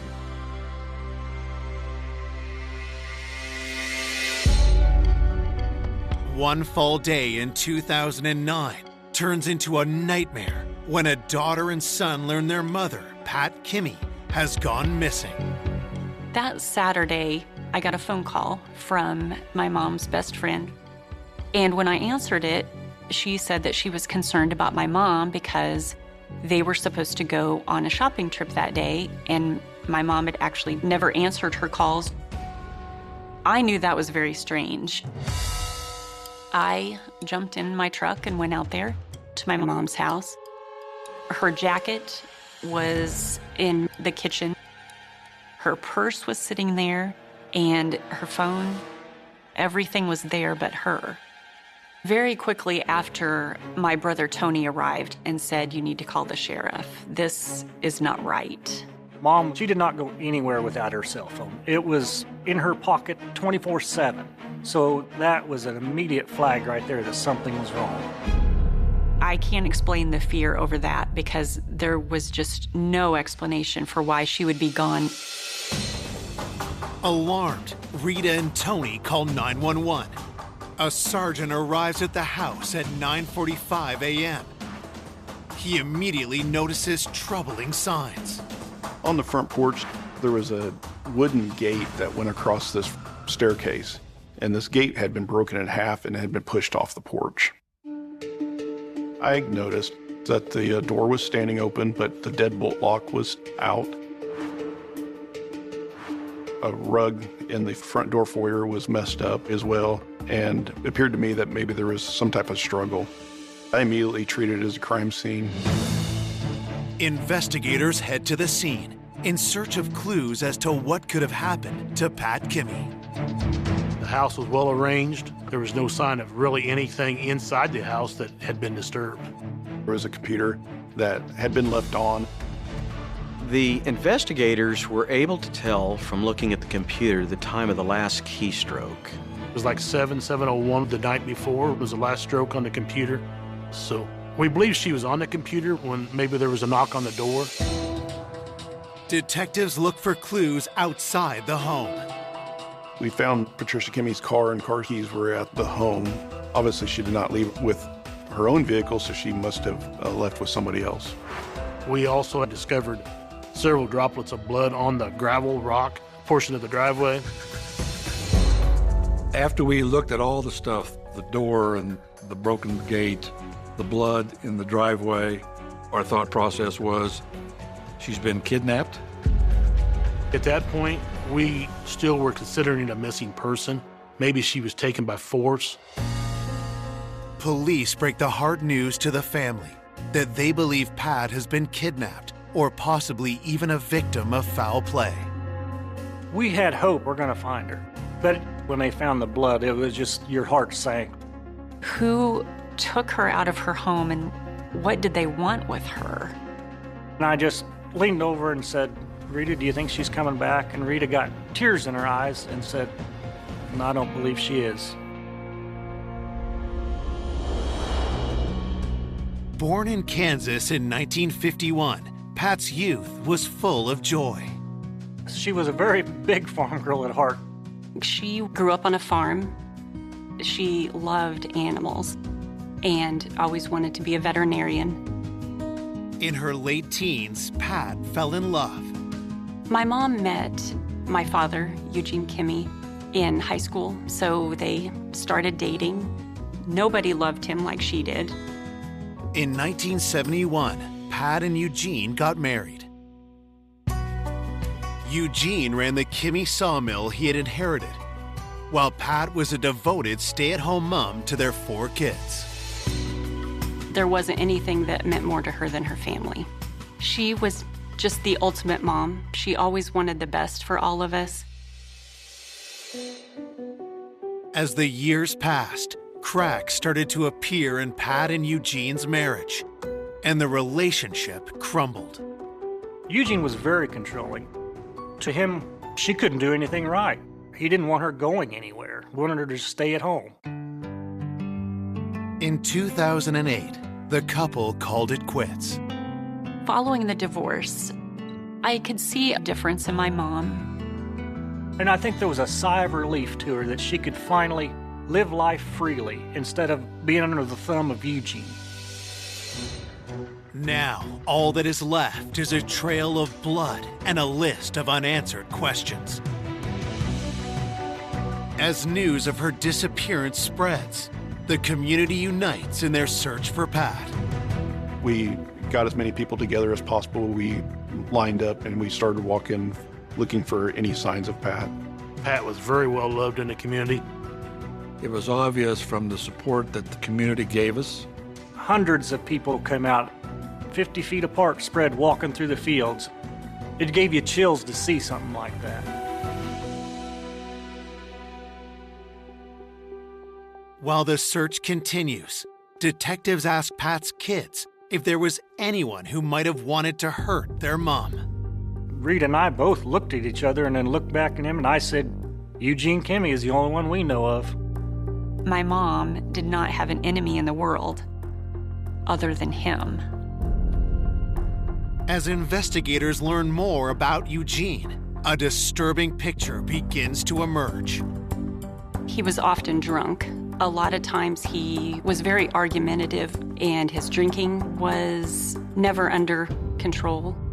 The descriptions I received from everyone was that he drank too much, that he was just a very unpleasant person. My mom found out that Eugene had cheated on her, and that was something that truly broke her heart. All of us told her, get out. Nobody should have to put up with that. So that's when she decided enough was enough. Pat divorced Eugene a year before she went missing. Mrs. Kimmy ended up getting the property from the divorce. Pat had won a very large settlement with the alimony payments being made. There was a huge payment going out every month to the sum of about $2,300. So he was bitter about that. Eugene said it was unfair, was constantly complaining to everyone the amount of money he had to give her, and Eugene didn't think she was entitled to anything. Detectives also learned Eugene had made sinister remarks about his ex-wife. People in the community told us that he had made comments about how he wished she was dead. He was constantly saying that he wanted her gone. He had actually been telling people that he would like my mom to just disappear.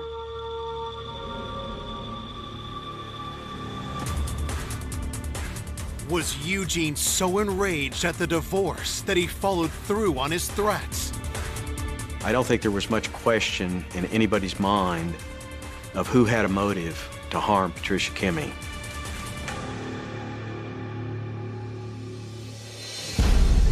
Coming up, investigators uncover a web of alarming secrets and lies. You could tell that the woman was filled with guilt. He lied in every interview. Why did he do this if he wasn't involved in this case? His story, it changed every time. While family descend into despair. We were all very fearful at that point. I knew it was not going to turn out good. Before the truth blindsides everyone. She was fighting for her life, kicking on that ground. You really couldn't make up a case like this. It's been 24 hours since Pat Kimmy has mysteriously disappeared from her home in Horton, Kansas, and the signs point to foul play. Police already have their first suspect, Pat's ex-husband, Eugene Kimmy. He was upset about the divorce settlement, and he made it very clear that he disliked Patricia Kimmy, he hated Patricia Kimmy, he wished harm to come to Patricia Kimmy, and he would tell that to anybody that would listen to him. Had Eugene finally made good on his threats? Detectives question him at the Kimmy sawmill.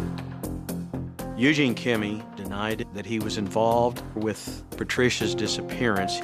He said, yes, I'm upset after the divorce, but he says, I would never harm her. Evidence at the crime scene indicates Pat was abducted around 7 p.m. So investigators ask Eugene where he was during that time. He said he went to sell logs that day.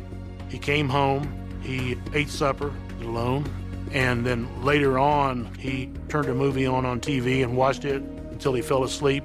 And so he really had no one that was with him at any time during that period that could vouch for him. Unable to rule Eugene out, police obtain a warrant and search his home and sawmill, but find no evidence to tie him to Pat's disappearance. We had nothing concrete to put him anywhere near the scene. There was no evidence of anything to put Eugene at Miss Kimmy's house that night. Eugene Kimmy is put on the back burner. As the search for Pat continues, a telling discovery is made about a quarter-mile from her house. One of our deputies located a camouflage baseball cap. It was just out among the weeds, and it seemed out of place. It had a writing on the front that said Sailor's Insurance Company. I instructed him to photograph it and collect it as evidence. Knowing there had been heavy winds in the area overnight, investigators expand their search and find more evidence just a half-mile west. They find a money clip that had some U.S. currency attached to it, and that currency was soaked in blood. We found a bag containing some rifle shells that had blood on it. There was coins on the roadway that had blood on them. All these items was collected and sent for DNA testing. And then just to the east of that, there was an area in the grass that kind of been pushed down. They noticed that the grass was matted down in an area about the size of a person, which led them to believe that a person had been on the ground in that location. And then as they examined that closer, they began to find blood drops. That was when they knew we have a second crime scene. Because of the blood on the money clip, the blood on the coins, the activity in the grass that had blood on it, we knew something significant happened at that scene. I and Larry both thought, this is not good. We were hoping to find her, but I just knew this is not going to have a good resolution. Police unearthed one more chilling piece of evidence down the road. Law enforcement called me telling me, we just found Patricia Kimmy's dentures. And I was asking them, well, how in the world do you know they're Patricia Kimmy's dentures? And they said, because her name is printed on the inside of them. And it clearly was her dentures. I don't think anybody doubted that there had been foul play. When we found the dentures with her name on them, we all thought that, yeah, this is probably a homicide now. The grisly discovery forces Pat's family to face a grim reality.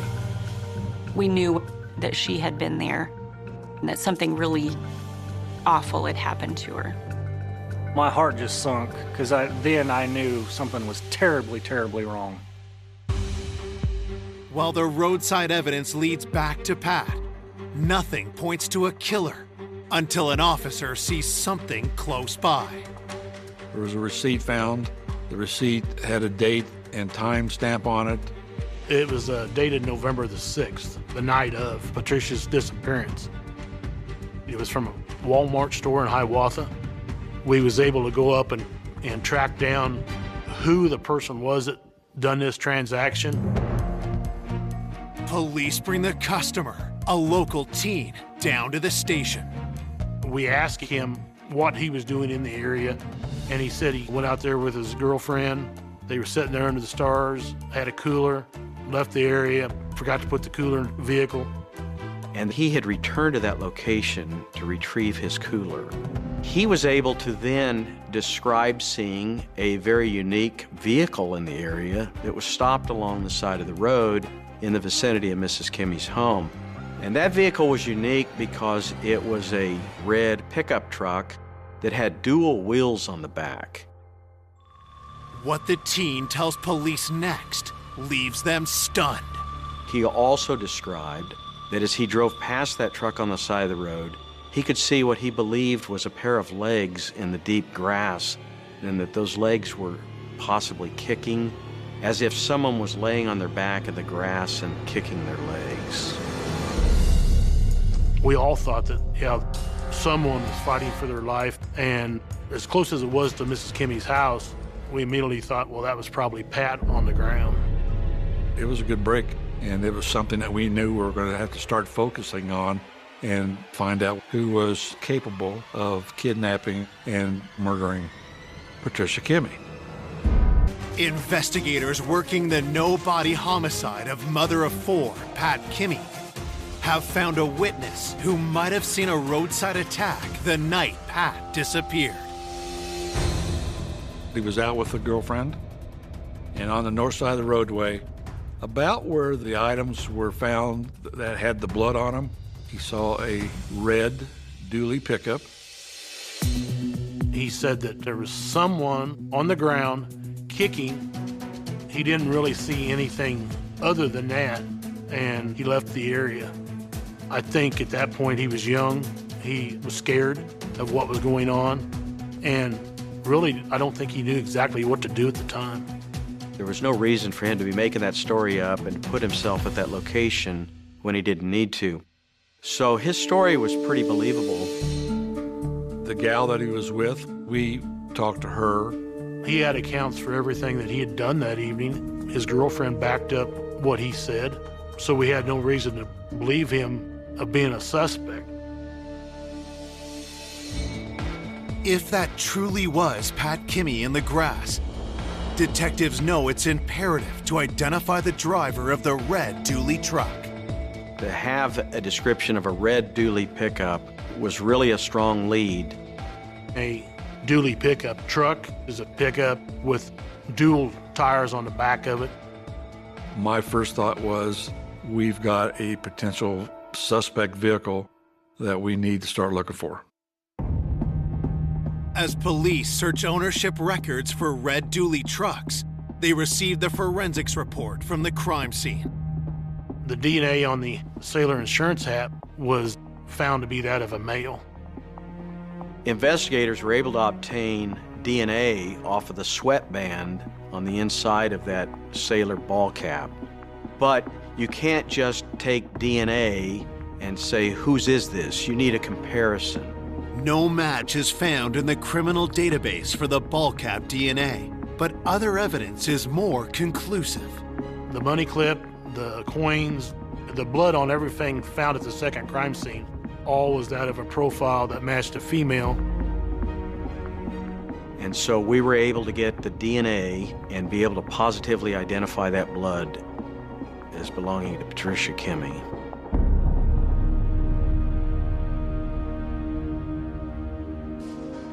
While the results are encouraging, detectives still don't have a body or a primary suspect. Then, a week after Pat vanished, her daughter Rita remembers something. I was just thinking about my mom and pulled up her picture to look at on the computer. And there was a memory I had of her talking about a man who had worked on her house. His name was Dane. Mom had a contractor at her house, Dane DeWeese, and she had some work and she had to call him back a couple times because she wasn't satisfied with it. Pat had a contractor from Abilene, Kansas come up and do some work on her fireplace. And she had some disagreements with the contractor that something wasn't correct. So I got to thinking about that and pulled him up on the computer, and he had a police record. So that was very concerning. Just thinking about the fact that he had been around her, he had access to her home. And what really raised a flag with him is when we found out he drove a red pickup. Well, we're on to something now. Could Pat and Dane have gotten into an argument about his work, causing him to violently lash out at her?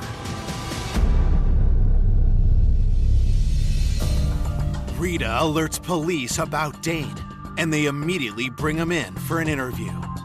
He was very cooperative, told us that yes, he has a red dually pickup. He told us that he had done some work for Patricia Kimmy's house. He was honest in telling us that she was not happy with some of the work. He volunteered to come back and fix those items, which he did, and had thought he had settled everything with her. He thought Pat was a very good person to work for.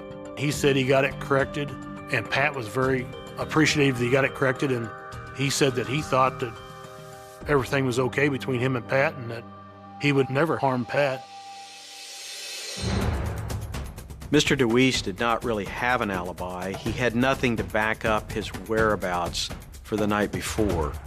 He told the investigators he was at home alone, but he didn't have anybody that could vouch for that. And he quickly became our prime suspect. He allowed us to search the truck, which we did. When investigators search Dane's truck, they make a disturbing discovery. We did find blood in the back of the truck. We were a little alarmed when we saw the blood in the back of Mr. DeWeese's truck. Could it be Pat Kimmy's blood? And could this be the evidence that blows the case wide open? This looked like a very serious matter and indicated that he perhaps was the person involved. And the blood in the back of the truck really made it suspicious. It's been a week since Pat Kimmy was abducted and likely killed. Police suspect contractor Dane DeWeese is involved and have found incriminating evidence in his vehicle. In the pickup, we did find blood in the back of the truck. Mr. DeWeese volunteered that he had recently been hunting for deer and there might have been some blood and fur left in the back of the bed. We took samples from the truck of the blood to confirm his story. Detectives rushed the samples for DNA analysis. They were able to determine the blood actually was from a deer, and it was not human blood.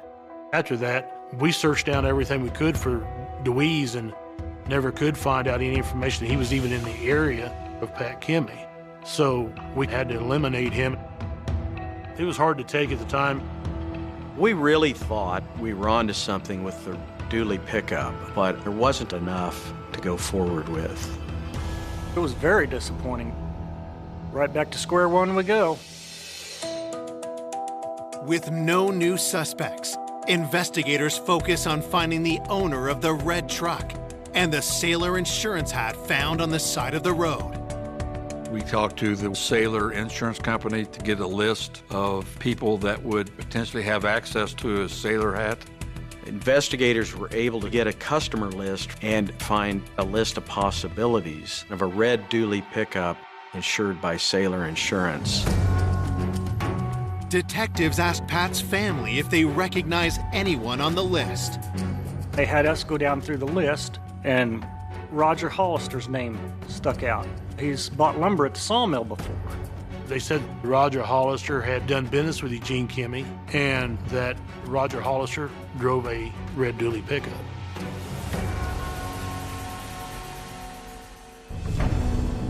Roger Hollister was reported to be somewhat of a hothead, kind of a person who got upset a lot, kind of a person who could be violent. He was not well liked, not a nice guy, and it was a major red flag for us. Believing Roger could be a major suspect, detectives rushed to the Hollister farm to interview him. We were able to contact Mr. Hollister at his house. He was wearing a neck brace. He was walking with a cane. We thought, he's a frail old man. There's no way he could be involved in this. Roger Hollister told investigators that he knew Eugene Kimmy. He'd taken logs over to be processed at the sawmill. But he had never been to Pat's house. He didn't know Pat. He denied any knowledge at all of the disappearance of Patricia Kimmy. Detectives asked Roger about the ball cap and the Dooley truck. Roger was very cooperative. He said that he did have a Sailor insurance cat, but it got tore up by his dog. And he said, yes, I had a red Dooley pickup, but he told us he sold that truck to a guy by the name of Rick for $2,000 before Pat disappeared. Investigators asked Roger to account for his movements the night Pat was abducted. He said that he'd been at his home the whole night. His wife left late evening hours and drove to Kansas City to be with her daughter, and he was home alone the whole time. Even though Roger had owned both a Sailor insurance hat and a Dooley truck, detectives don't believe he's their guy. We did have some doubt that Mr. Hollister could have been the person that done this because he had a neck brace on. He could barely walk. And they said he appears to be so physically challenged, we don't think that he would really even be capable of dragging someone out of their home and hurting them.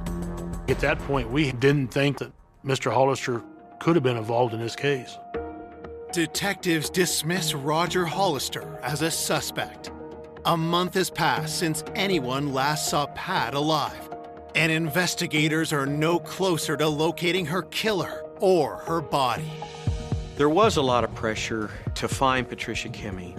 The investigative team wanted to find her, the family wanted to find her, the whole community wanted to find her, and get justice for Patricia Kimmy. It was getting frustrating, thinking that we might never find her, never get this case solved. 2 months into the case, police catch a break when Pat's son Tony and nephew DJ show up to the police station with shocking new information. They told us that Roger Hollister went over to the Kimmy sawmill and he wants to talk to Eugene, but Eugene wasn't there. The employee at the sawmill, DJ Kimmy, told the investigators that Roger said to him, "Tell Eugene I'm here to collect, I want my money." And DJ says, I don't have your money. I don't know what you're talking about. And Roger then said he had taken care of it in reference to my mom. And he said, well, I'm just here to recoup my money, that I took care of the subject. And he also stated that the subject will never be found. It was a major break in the case. We were on to something now. They're investigating the disappearance and homicide of 58-year-old Pat Kimmy. Now, 2 months into the case, they've learned from Pat's family that Roger Hollister has come looking for money, claiming he got rid of Pat. When Roger said the subject will never be found, referring to my mom like that, we were all very fearful at that point. Pat's nephew, DJ, tells police he remembers he saw Eugene and Roger talking at the Kimmy sawmill one day. We believe that maybe Eugene was drinking, did not like the situation he was in with his wife, and maybe he made a comment to Roger, said he wanted to do away with his wife. As we confirmed, there was numerous comments made to numerous people to that effect. He didn't like the divorce settlement, lost land, he was making alimony payments. That's a strong motive for murder. So our thought process was maybe he was drunk and maybe Eugene told Roger, I'd pay somebody to get rid of my wife. Despite having previously ruled Eugene out, police circle back and check his finances for any evidence of a payout. Law enforcement went through Eugene's bank records, and there was no activity on his checking account. We saw no indication that money was actually paid out. We executed a search warrant on the sawmill of Eugene Kimmy, but we really didn't find anything that would substantiate Eugene's involvement in the case. Undeterred, detectives focus on tracking down the red dually truck Roger had once owned. Initially told us that he sold that truck to a guy by the name of Rick for $2,000. We searched a VIN number for a pickup belonging to Roger Hollister, but it was not put in the name of anybody by the name of Rick. And we found out that the truck was actually sold to a dealership in Tecumseh, Nebraska. Investigators learned that Roger bought the truck back from the dealership 12 days after Pat went missing. He lied about his truck being sold. Why did he do this if he wasn't involved in this case? When police bring Roger to the station for another interview, they cannot believe their eyes. He was not the same person as he had been. The first interview with Roger, he wore the neck brace, he walked with a cane. But now he comes through that door like there was nothing wrong with him whatsoever. We were very shocked. I don't think anything at all was wrong with Roger Hollister. I think he just was using that as a front for everything that was going on. Anytime a suspect is untruthful with you, that just makes them look all the more suspicious. Roger tells police he went to the sawmill to buy lumber and denies speaking to Eugene or DJ about Pat or any money. But when pressed about the truck, his story changes. Roger said that he'd sold it to a group of Mexicans that were passing through the area. He did not know their names or anything about them. That sounded fabricated. His story, it changed every time. With suspicion growing, detectives ask Roger for a DNA sample. When the results come back, the news is conclusive. We found out that the DNA on the Sailor insurance hat belongs to Roger Hollister. That was a very big moment, because now we know that he was at that crime scene. Because his DNA is found there, we knew he was involved. Detectives now have enough probable cause to serve a search warrant on Roger's farm. We took a track hoe out there, and we was able to pick things up, dig around. And what was found was parts of the truck. A lot of the stuff had been buried, and it's been burned pretty severely. And of course, we couldn't get DNA because of the fire. And the VIN number matched Roger Hollister's truck. It was then obvious that Roger Hollister had destroyed that truck and was attempting to conceal it. At that point, we had what we thought was a very good circumstantial case against Roger Hollister.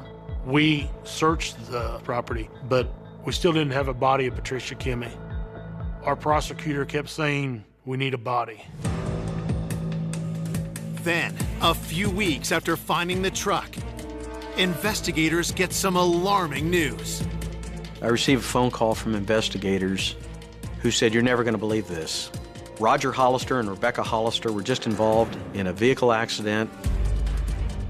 The investigators said that the vehicle had turned in front of a semi-tanker and hit head-on.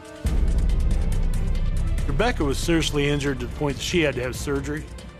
Roger, who was the driver of the vehicle, didn't sustain any real serious injuries. And if the truck driver hadn't paid attention, there's probably a good chance they would have both been killed.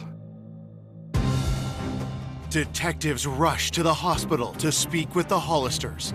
And Roger's wife, Rebecca, tells them she believes her husband was trying to kill them both. Why is he trying to commit suicide? Why is he trying to kill Rebecca in the car? I think that the walls were closing in, and Roger knew it. Roger knew we were closing in on him. There was an arrest warrant issued for Roger Hollister for attempted murder on Rebecca, and he was charged for that. Now in custody, Roger says he wants to tell police what really happened to Pat Kimmy. He said that he was with Eugene when the kidnapping occurred. He said, yes, his truck was used in the crime, but Eugene forced him to go. He said that he just drove Eugene Kimmy and that Eugene Kimmy killed Patricia. And so is Eugene still involved somehow? We don't know for sure. Detectives bring Eugene in for another interview.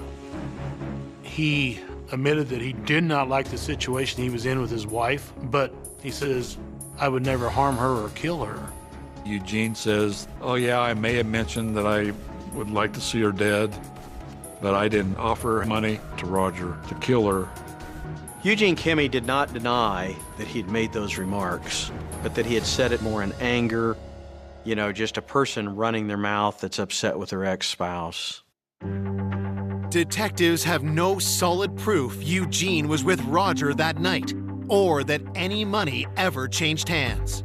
As a result, we were never able to tie Eugene Kimmy into the murder, never had sufficient evidence to charge Eugene Kimmy.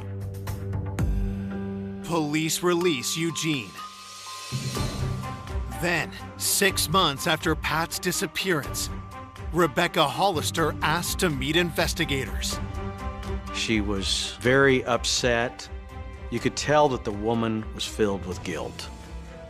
She told investigators that she knew where Patricia Kimmy was, and she wanted to take them to the body. 6 months since police believe Pat Kimmy was abducted and murdered. Now their prime suspect's wife, Rebecca Hollister, is at the station and wanting to talk. She told investigators that she knew where the body was, and she told them that the body was at their farm. We were shocked. I think she was realizing that she better come clean, and I think she decided to do the right thing by giving us the body. Rebecca Hollister was offered immunity if she would cooperate with us and be truthful. We would grant her immunity from prosecution. Rebecca claims her husband, Roger, told her where he buried Pat Kimmy on their 40-acre farm. She took us to the property, and she says, I think she's down there, and points towards a ditch. And sure enough, exposed to everybody was about a 6 to 7 inch section of spine. We found a piece of the vertebrae with some ribs attached, and we found another short piece of the ribs.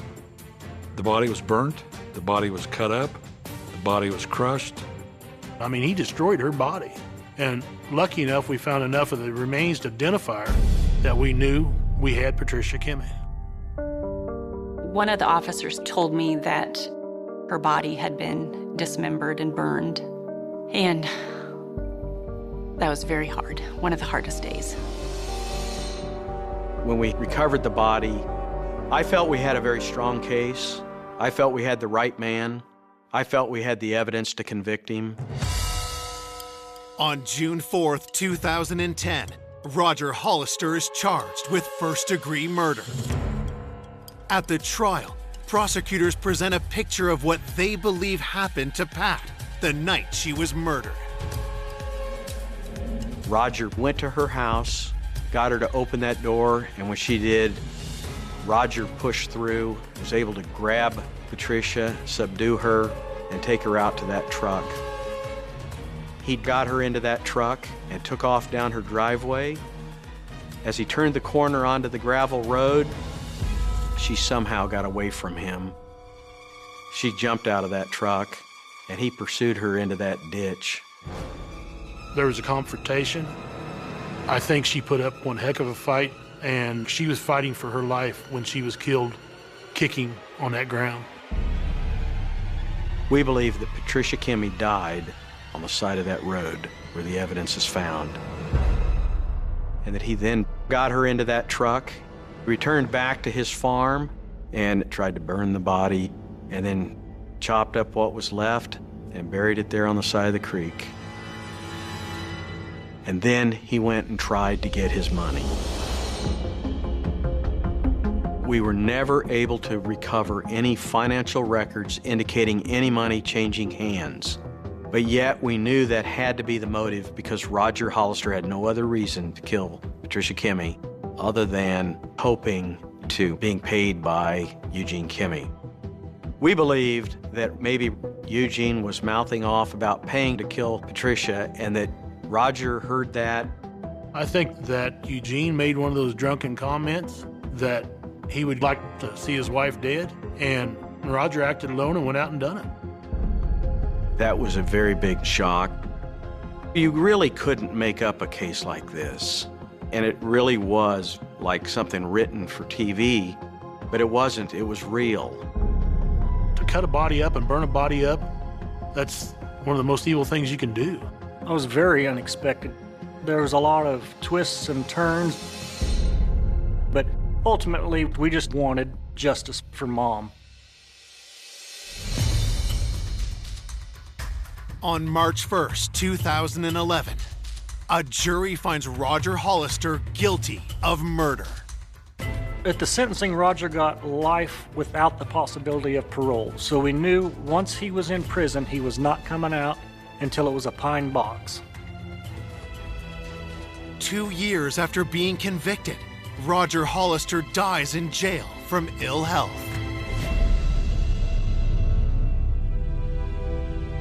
You know, I don't know if that will ever seem fair that he spent such a short time in prison.